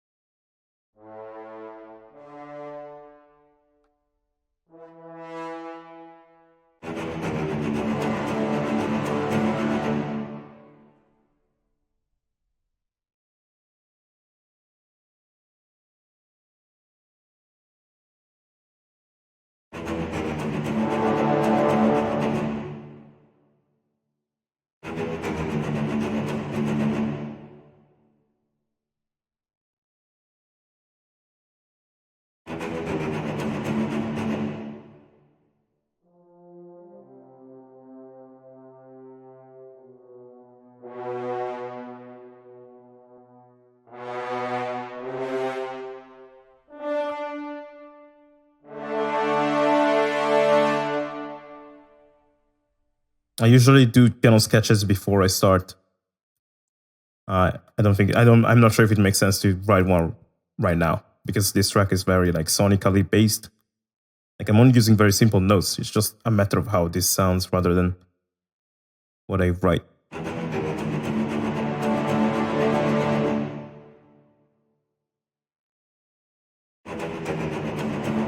If I did a piano sketch, I would become very melodic, and that's not good for this track.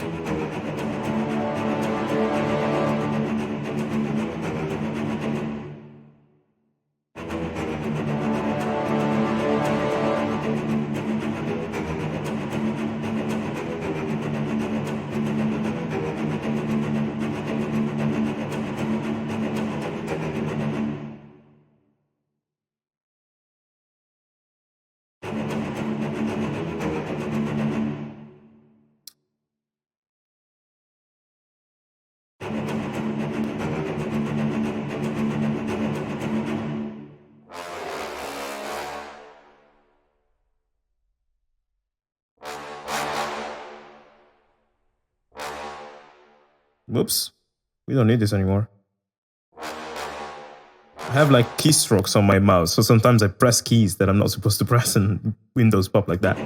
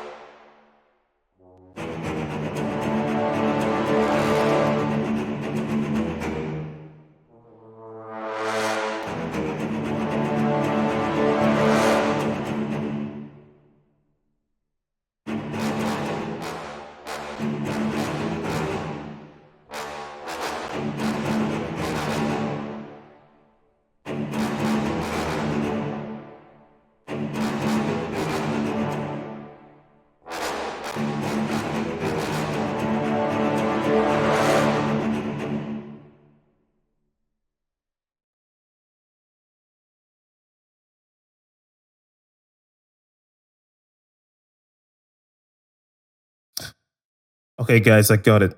I will try this SonarWorks plugin. I see. I haven't read everything, but I see you talking very highly about it. But do you only using while mixing, or do you also using while composing?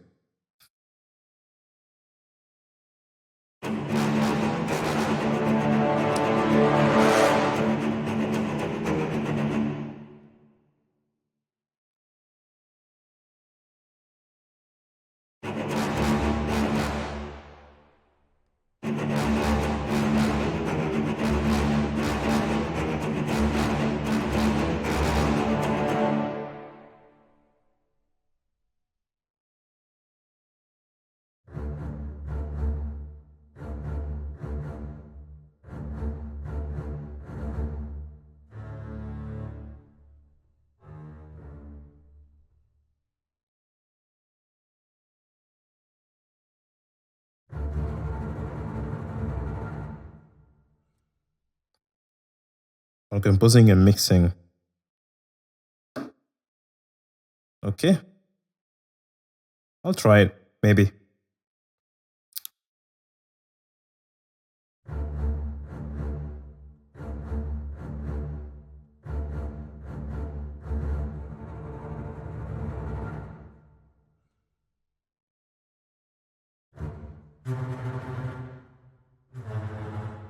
There's no subscribe or beats function yet because I haven't streamed so much, so I'm not an affiliate.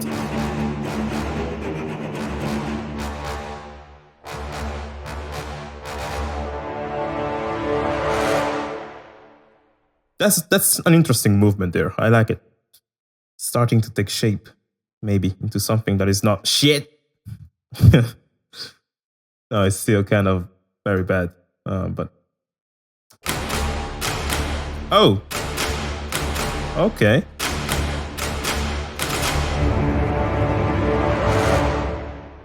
I like that Bartok pizzicato thing. It's not what I meant to happen. It was a mistake there, but...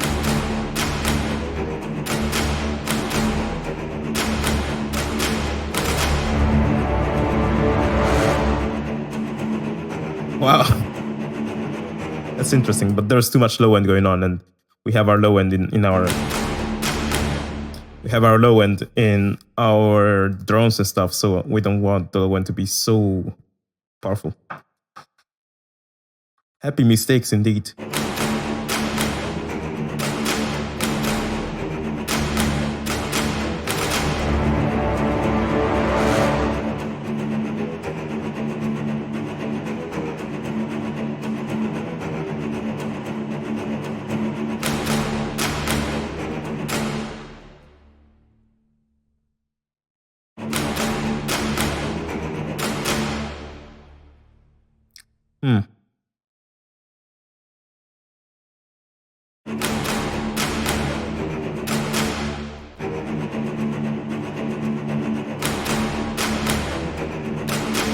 I have ideas on how to develop this, but I don't want to go to too much intense levels already.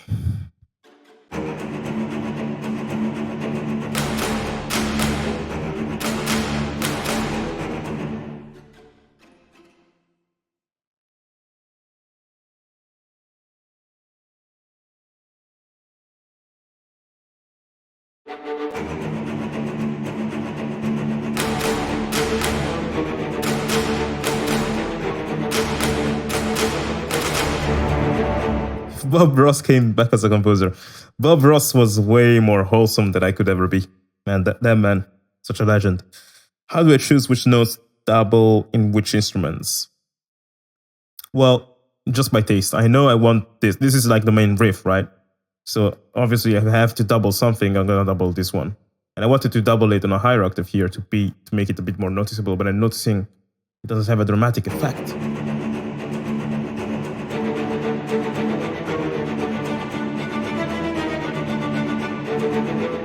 Maybe it's also because I don't really like this specific patch.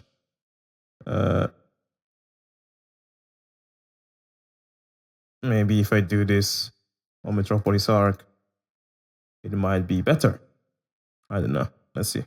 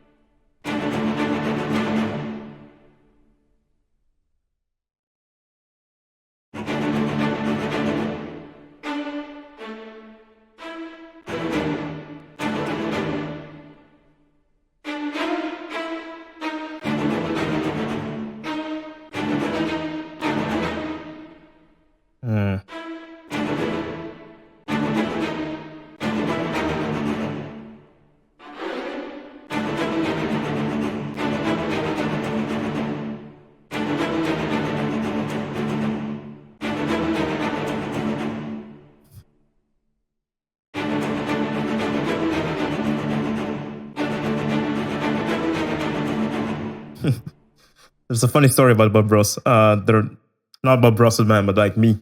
There was a time where I went to visit my friend Aram Zero at his place, and I stayed for a few days at his place. And it was like days of us playing PlayStation 4, playing computer, staying in front of Apple Studio, and eating shit the whole day, like stupid foods, whatever. So it was very nerdy days, and we would end every day by playing Overwatch. I was on my laptop, he was on his desktop next to me, and on another screen we put Bob Ross videos to help us focus while playing Overwatch. It really had, for some reason, an uplifting, character to it. It would make us stronger in the game. And we would also, fall to sleep by watching Bob Ross videos. And that was the best thing ever. Like, Bob Ross had this fact that made us better at Overwatch. And it helped me personally sleep better. So, like, great, great man. And that's how my friend Aram Zero discovered Bob Ross also.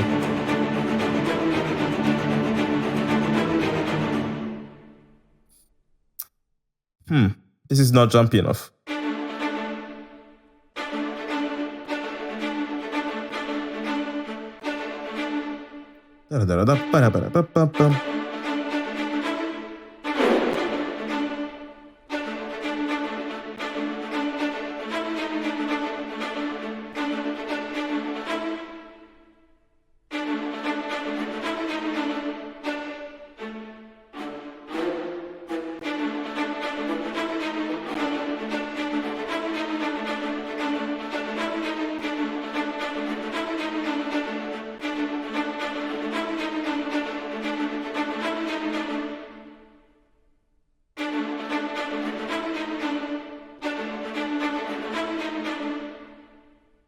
Some notes here don't sit right.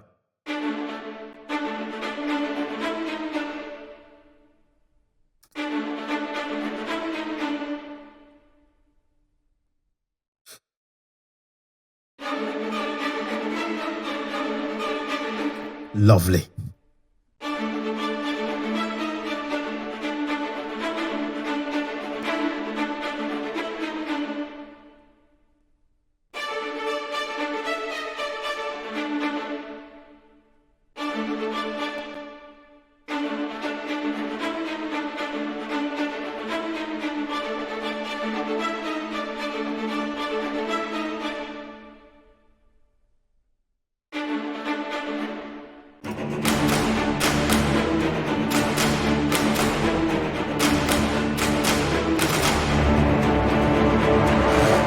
Oh, wait.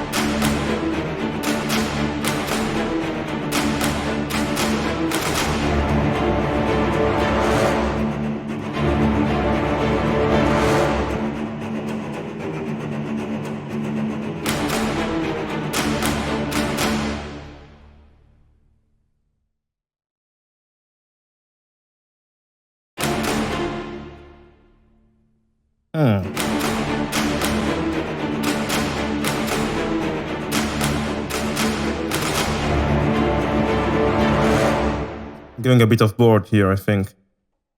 I'm sure as soon as I play this with the rest of the track, it's gonna sound like stupid crap. Surely, sadly, that's gonna happen. Let's delay that moment by adding stuff on it.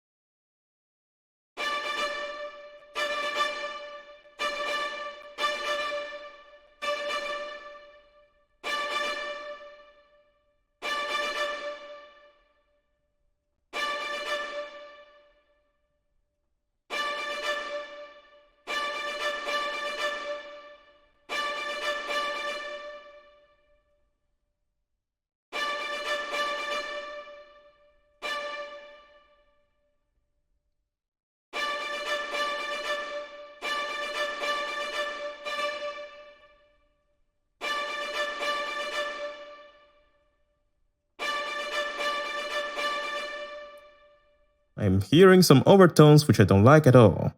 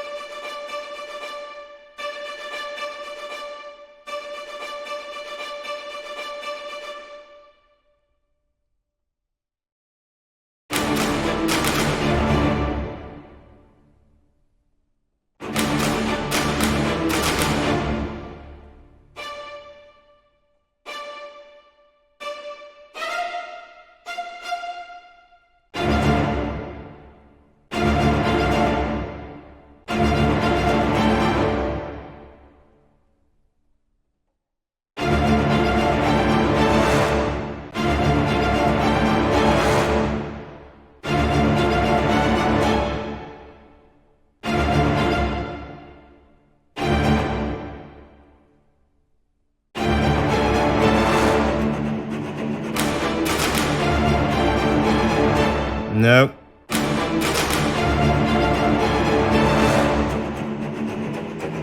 Okay, this is not trailer anymore. I failed.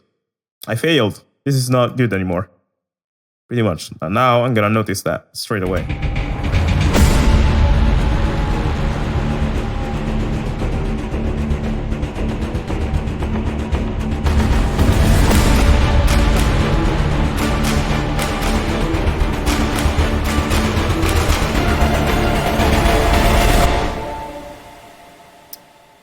The volumes are too destroyed, too unbalanced, and now it sounds like crap.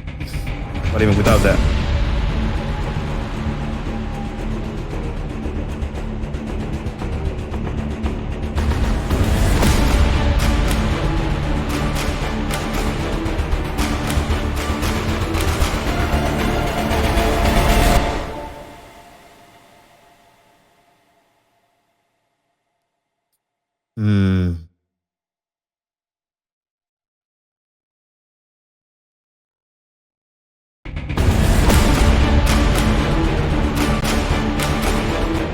Let's use span to see what's wrong with this track.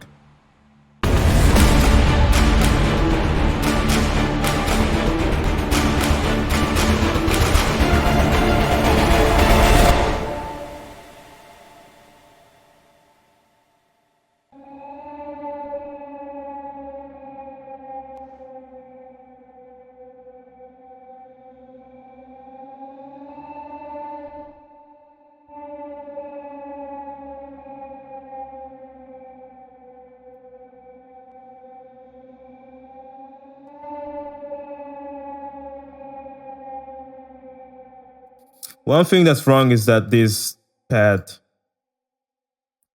maybe should be rhythmic, just like the rest. But actually, let me check this out bit by bit.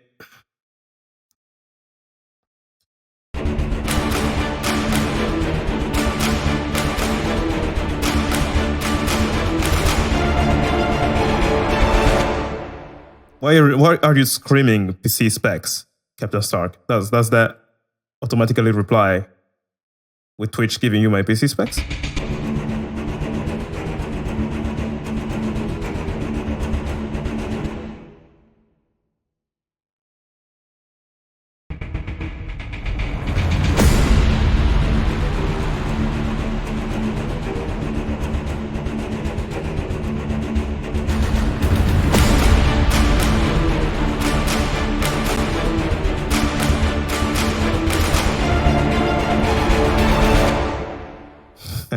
Okay, yeah, I have to admit it sounds quite okay.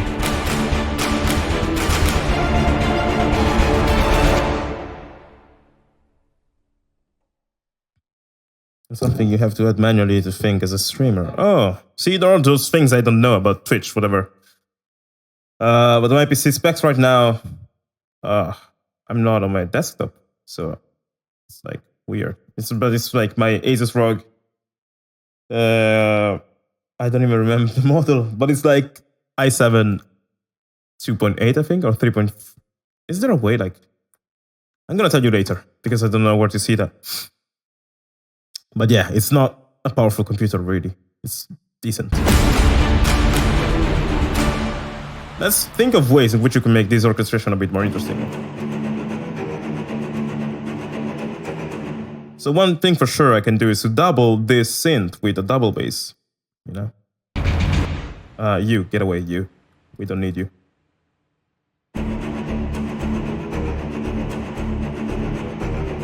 It's ba-bum, bum, ba-bum, bum. That sound there, we could double it. And actually, yeah. Yeah, glad you guys are liking the track. For those of you who have been here ever since I began, you know, it's been trial and error until this point. It's been me messing around with stuff. And now after like 2 hours, finally it starts to make a little bit sense, but it's not that great still. It's not a great track. It's a track that makes sense. We got here after 2 hours of nothingness. Yeah, I wanted to layer this with my bass, or maybe a double basses.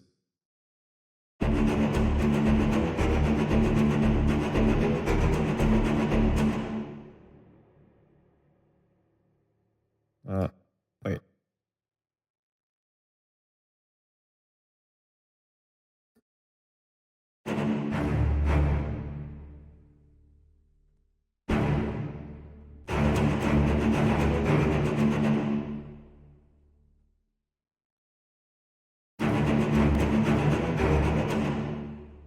I'm not sure it sounds great though.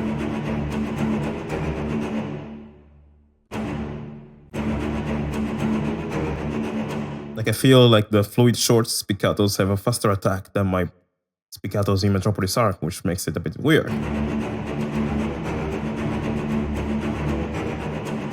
gonna skip it for now.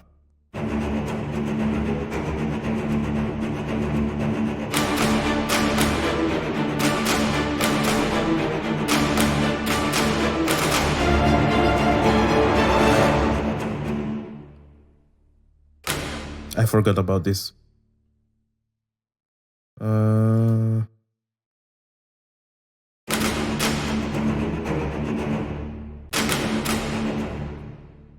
I could make an entire track with this sound. So great.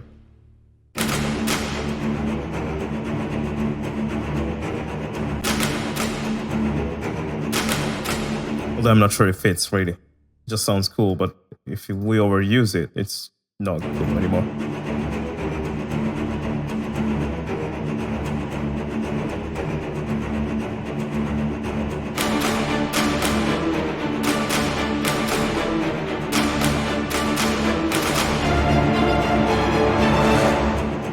Maybe I should remove the Bartok stuff altogether.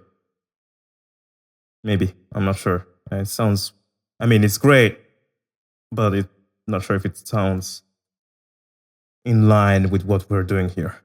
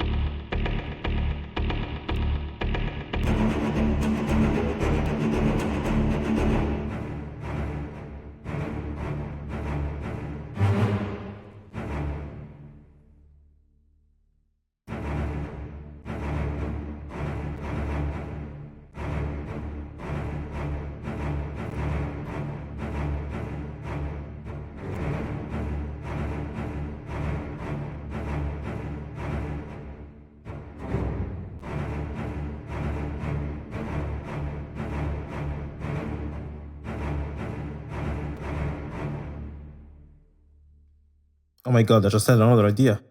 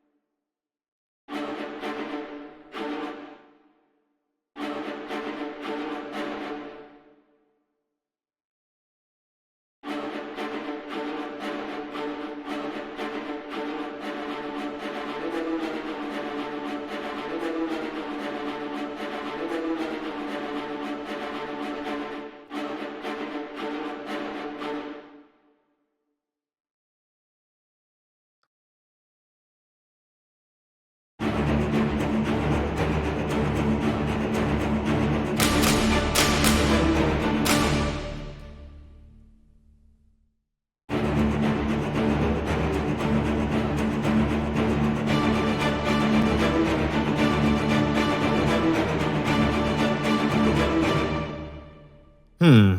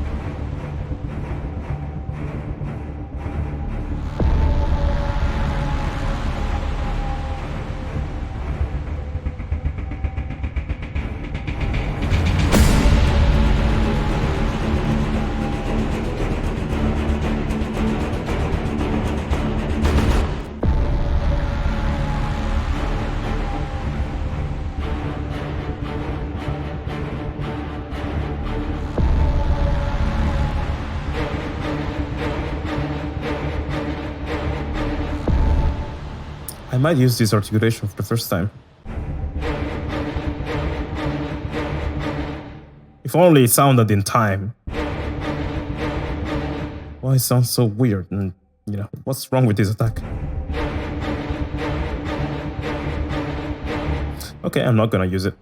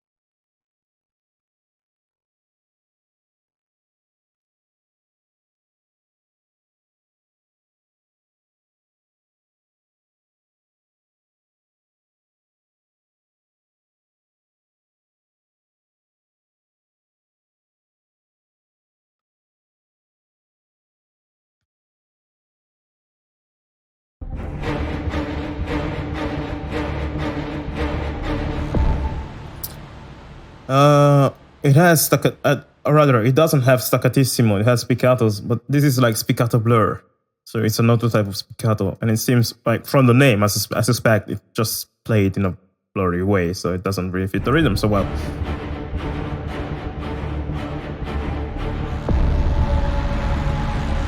i9 processors. That's crazy. I have a i7 here, that's for sure. Now, what I wanted to do is in this bit, or rather later on.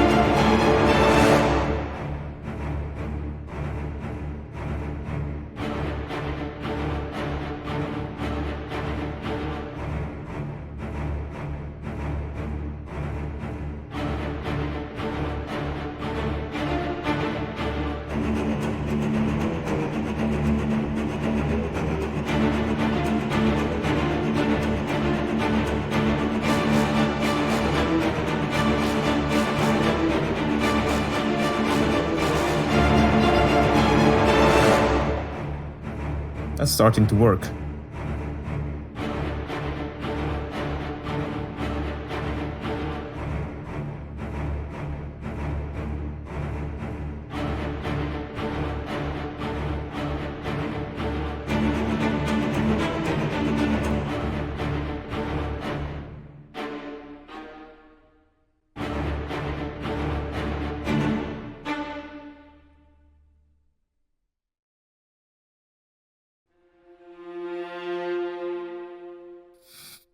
How do I deal with thought of nonsense of making music in 21st century?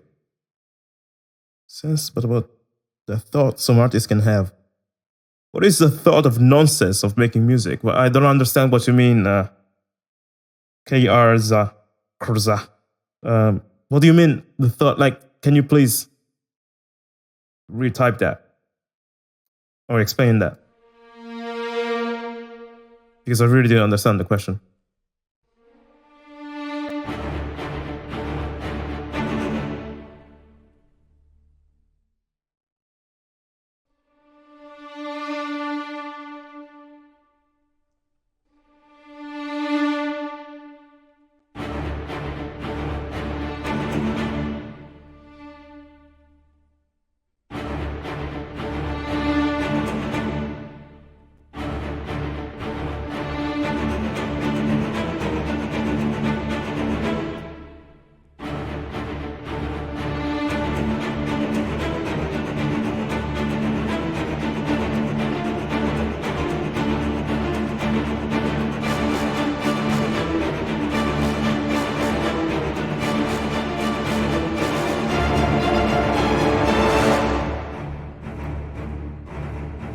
I think this is the only part of what we wrote today that I really like.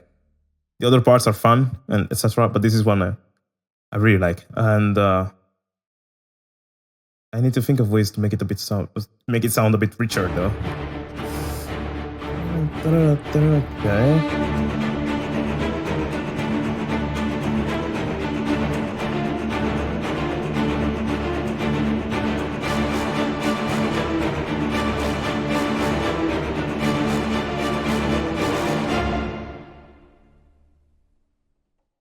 Okay, I got it.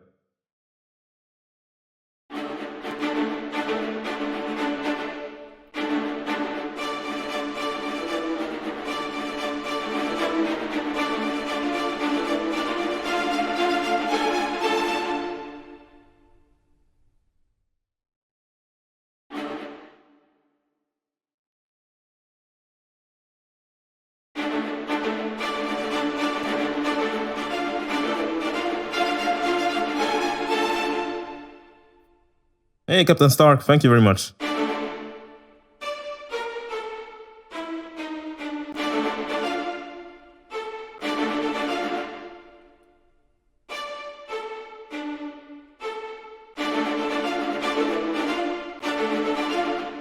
Honestly, I'm not sure if I deserve all the admiration.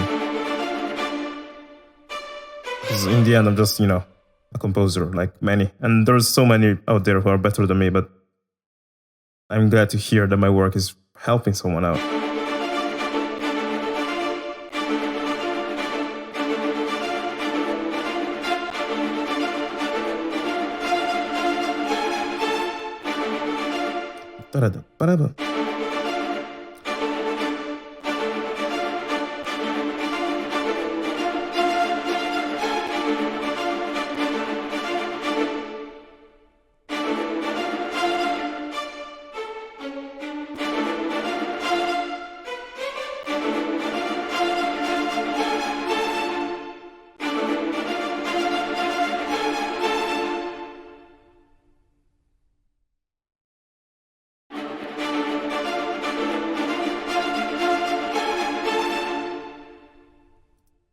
I want to add some choir on this track so bad, but it's not the time yet. Anyway, I wanted to add a bit of, something to the brass as well. The brass. So, save this for now. We can add some staccatos on bass trombones. I don't know. Let's see. Yeah, it's true. I do put a lot of work on that YouTube channel. And yeah, I guess, yeah. Like, I understand where you're coming from. So I really appreciate that. It's... I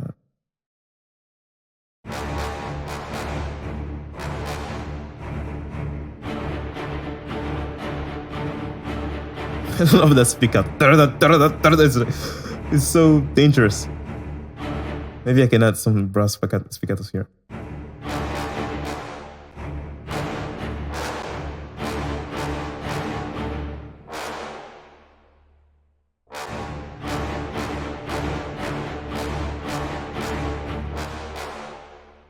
Rising brass spiccatos.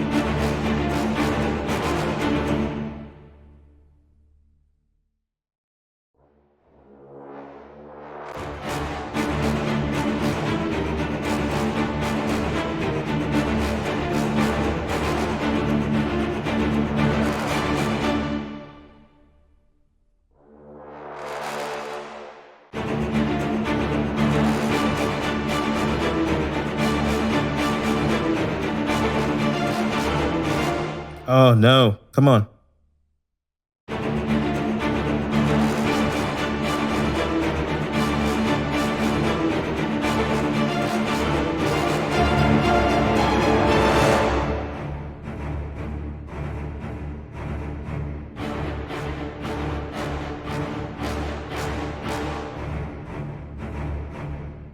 It's hard to explain. Probably it's just me then. I'm not a trained musician. I was playing violin in music school as a kid.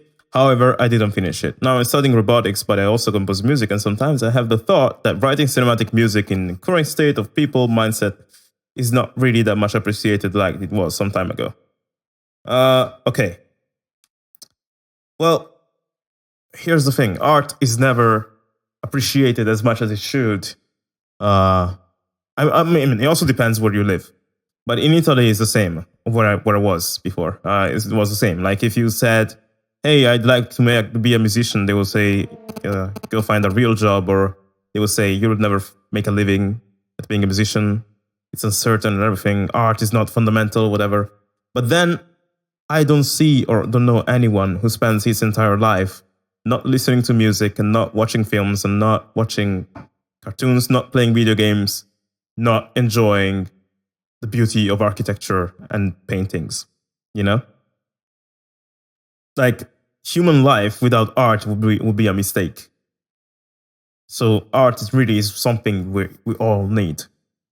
That's something, like, if you're an artist yourself, you know that. You understand that truth to be true way more than everyone else does. That's why artists feel like their work really matters. It's like we're physicians and doctors in a world that doesn't understand how sick it is, you know?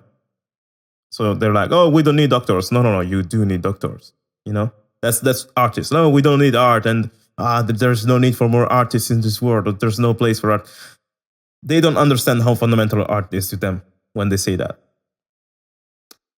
They will, and they do that. They say that especially when maybe you're just starting out, you haven't got results, whatever. They're gonna discourage you. But after you get your first results, after they start to see, oh, there's freaking thousands of people listening to your music on YouTube, then they're like, oh, keep it up, you can continue. Yeah, you're gonna amount to great things, because they need to see the results first. So the best thing you can do for yourself, Kragson, if I said that correctly, is just don't care what people say, you know?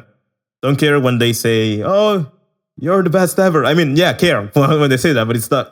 That doesn't define you. And you shouldn't care when they say, oh, you're a piece of shit, or your art is useless. Like, it's something you need to do for yourself, for your own belief, something like you feel like, okay, the world needs more art, or I feel like I have some messages to spread with my art to the world. When you feel like that, then you compose from a place of desire, like a place of internal desire, internal passion, and what is outside of you will not faze you as much. So that's been what's been happening with me. Like, when I started, I had the same, predicament, really. I'm not classically trained either, I don't really know how to play many instruments and stuff like that.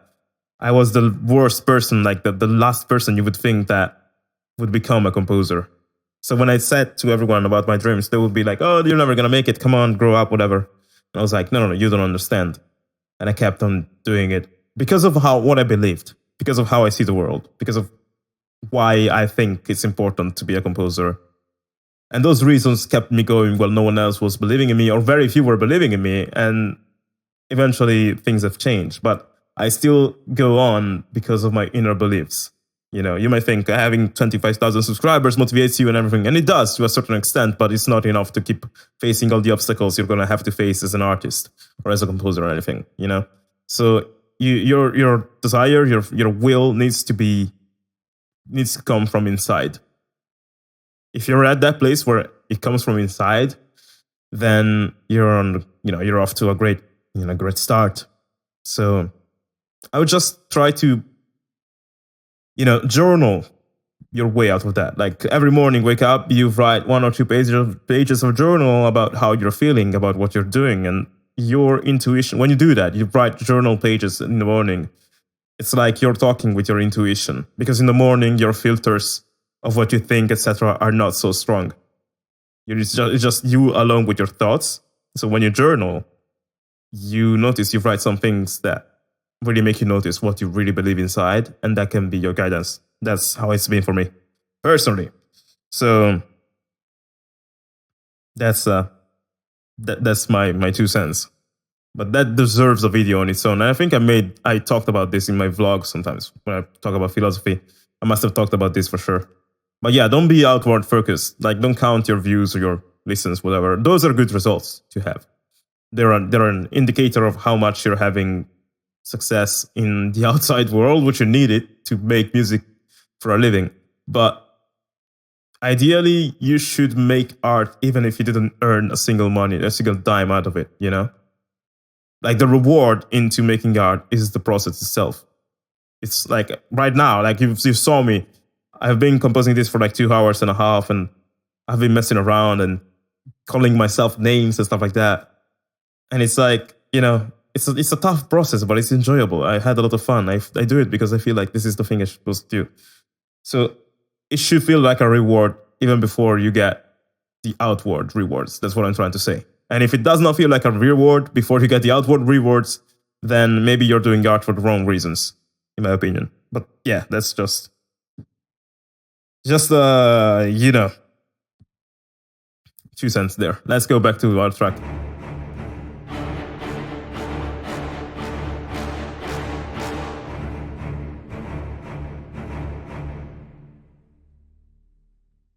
Do we have some? Oh, maybe I can do this same thing on low brass, like low French horn or something, and then do some scoops. I like scoops.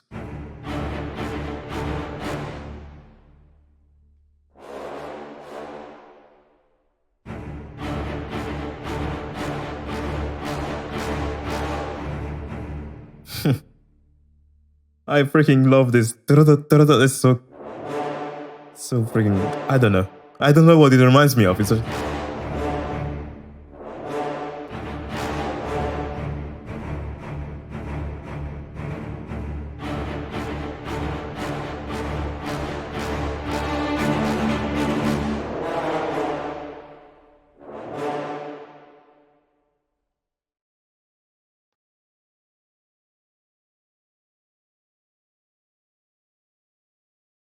It's not that maybe you're doing it for the wrong reasons. Maybe you're like, or maybe you are. But surely, if you tapped into this, if you got interested in art twice, then there must be something there, you know?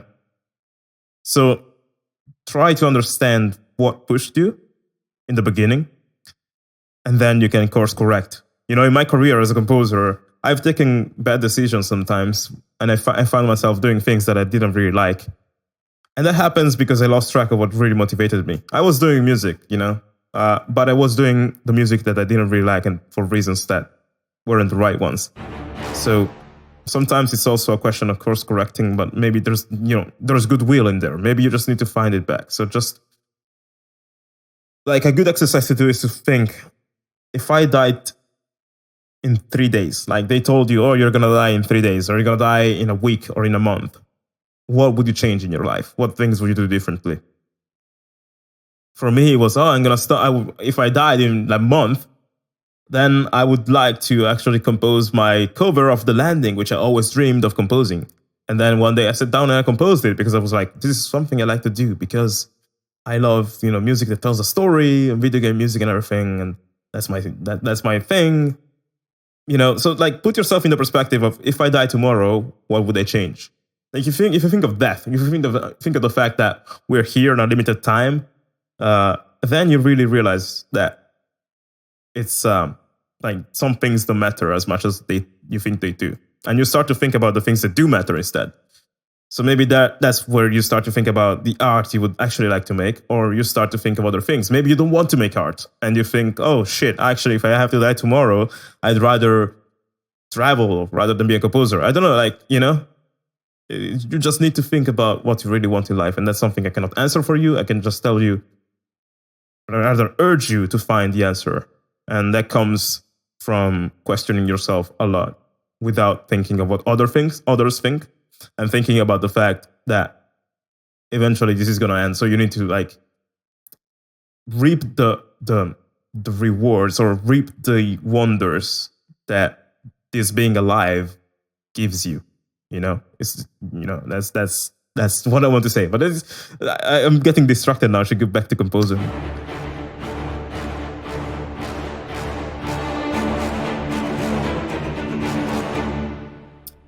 I think it's too fat now with the brass.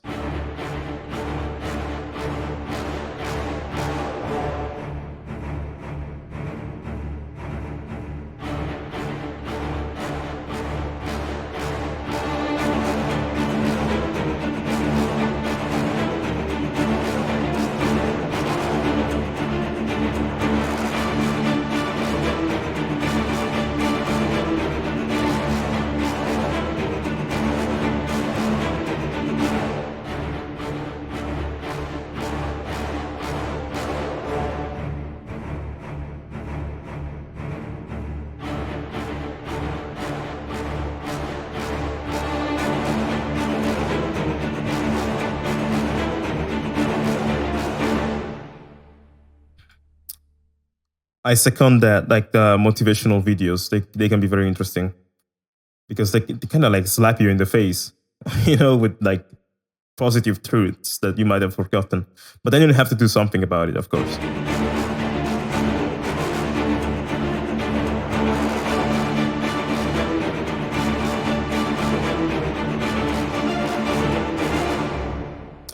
So this part is tricky because we have two rhythms in the bass, you know.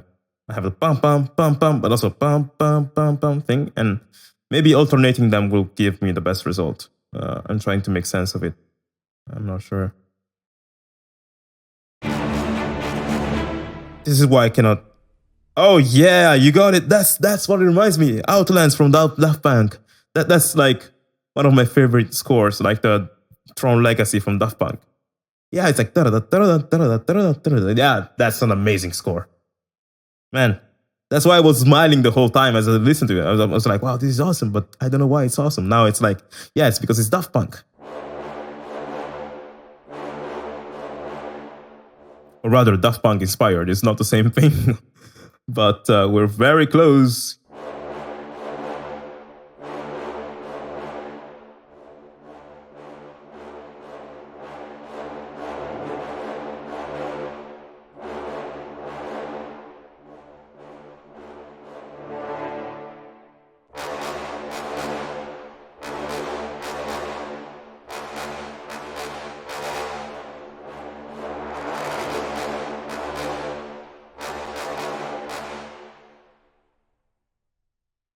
Oh my god, messing around with my mouse so much.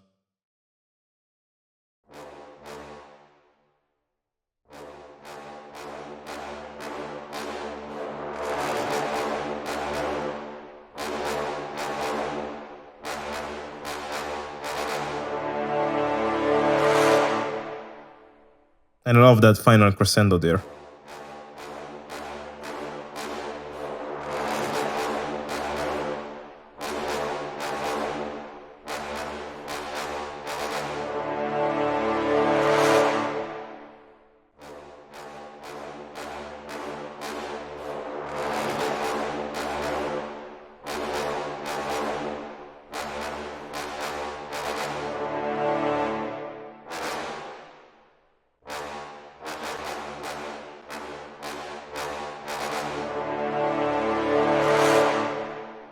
Okay, now that's cool. We've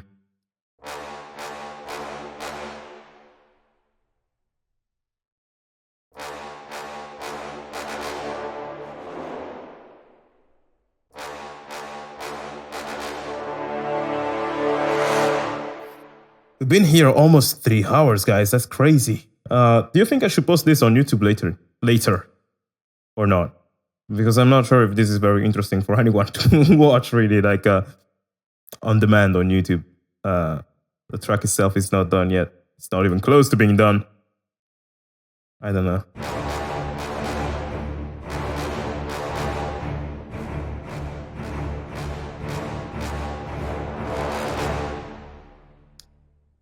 So now...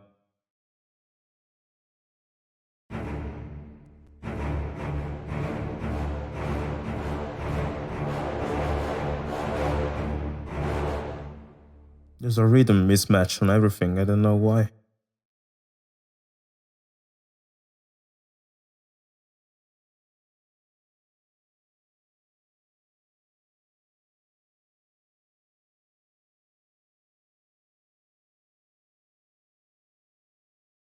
My inner spirit tells me to share any freaking thing, but I'm not always like sure if that brings value. Okay, someone says yes.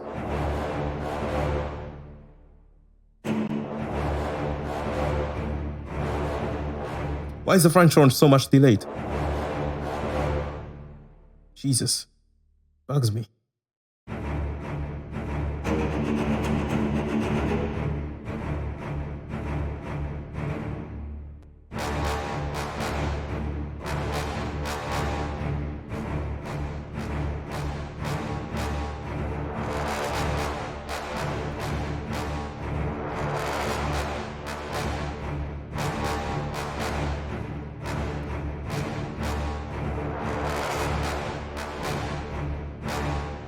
Okay, let's keep it like that. I want to work on the high brass a little bit more, but I'm not sure.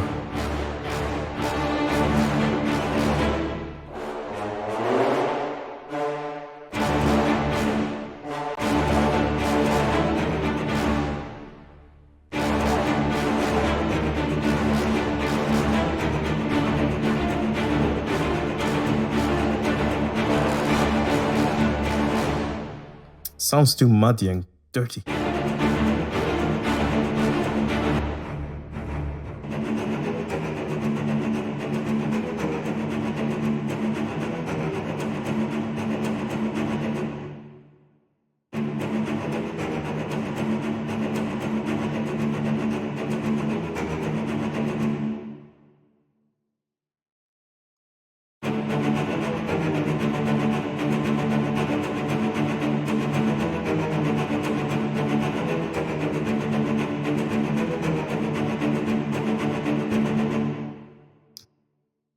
But yeah, okay.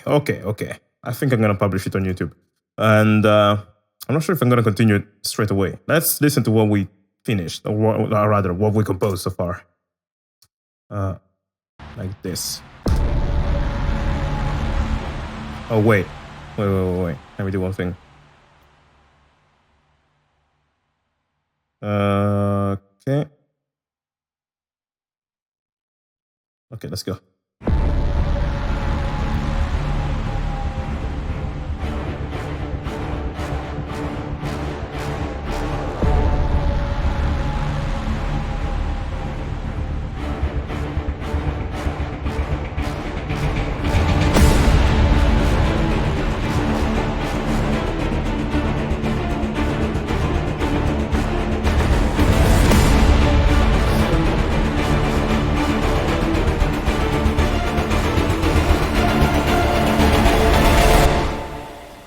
Okay, that's pretty cool. That is pretty cool, I have to say. But it's only 35 seconds. Jesus. It's so brief. Okay, but yeah, I think this is pretty good, guys. I'm just gonna add a final hit there, and then I'm gonna save this, close it, and maybe we can continue it tomorrow. I think I'm gonna stream tomorrow again. Now, though, I think I'm gonna be off to play some Smash Bros. Or Magic the Gathering, one of the two.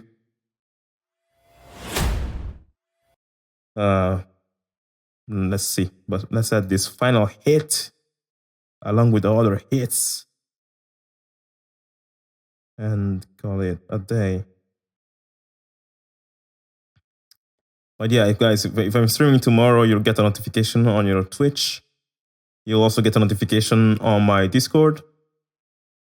So yeah.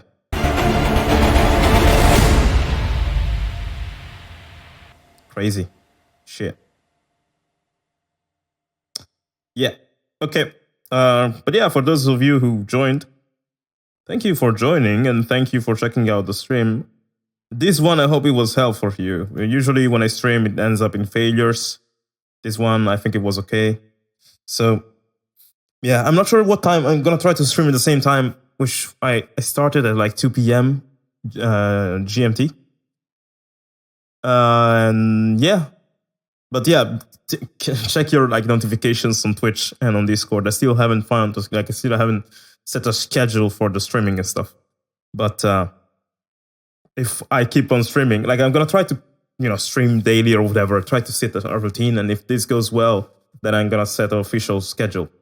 But we're gonna see. For now, maybe tomorrow, 2 p.m. GMT, or something else. But yeah, this is all for the stream, guys. I hope this was helpful, and I'll see you in the other one, the next ones. And thank you for joining, and goodbye.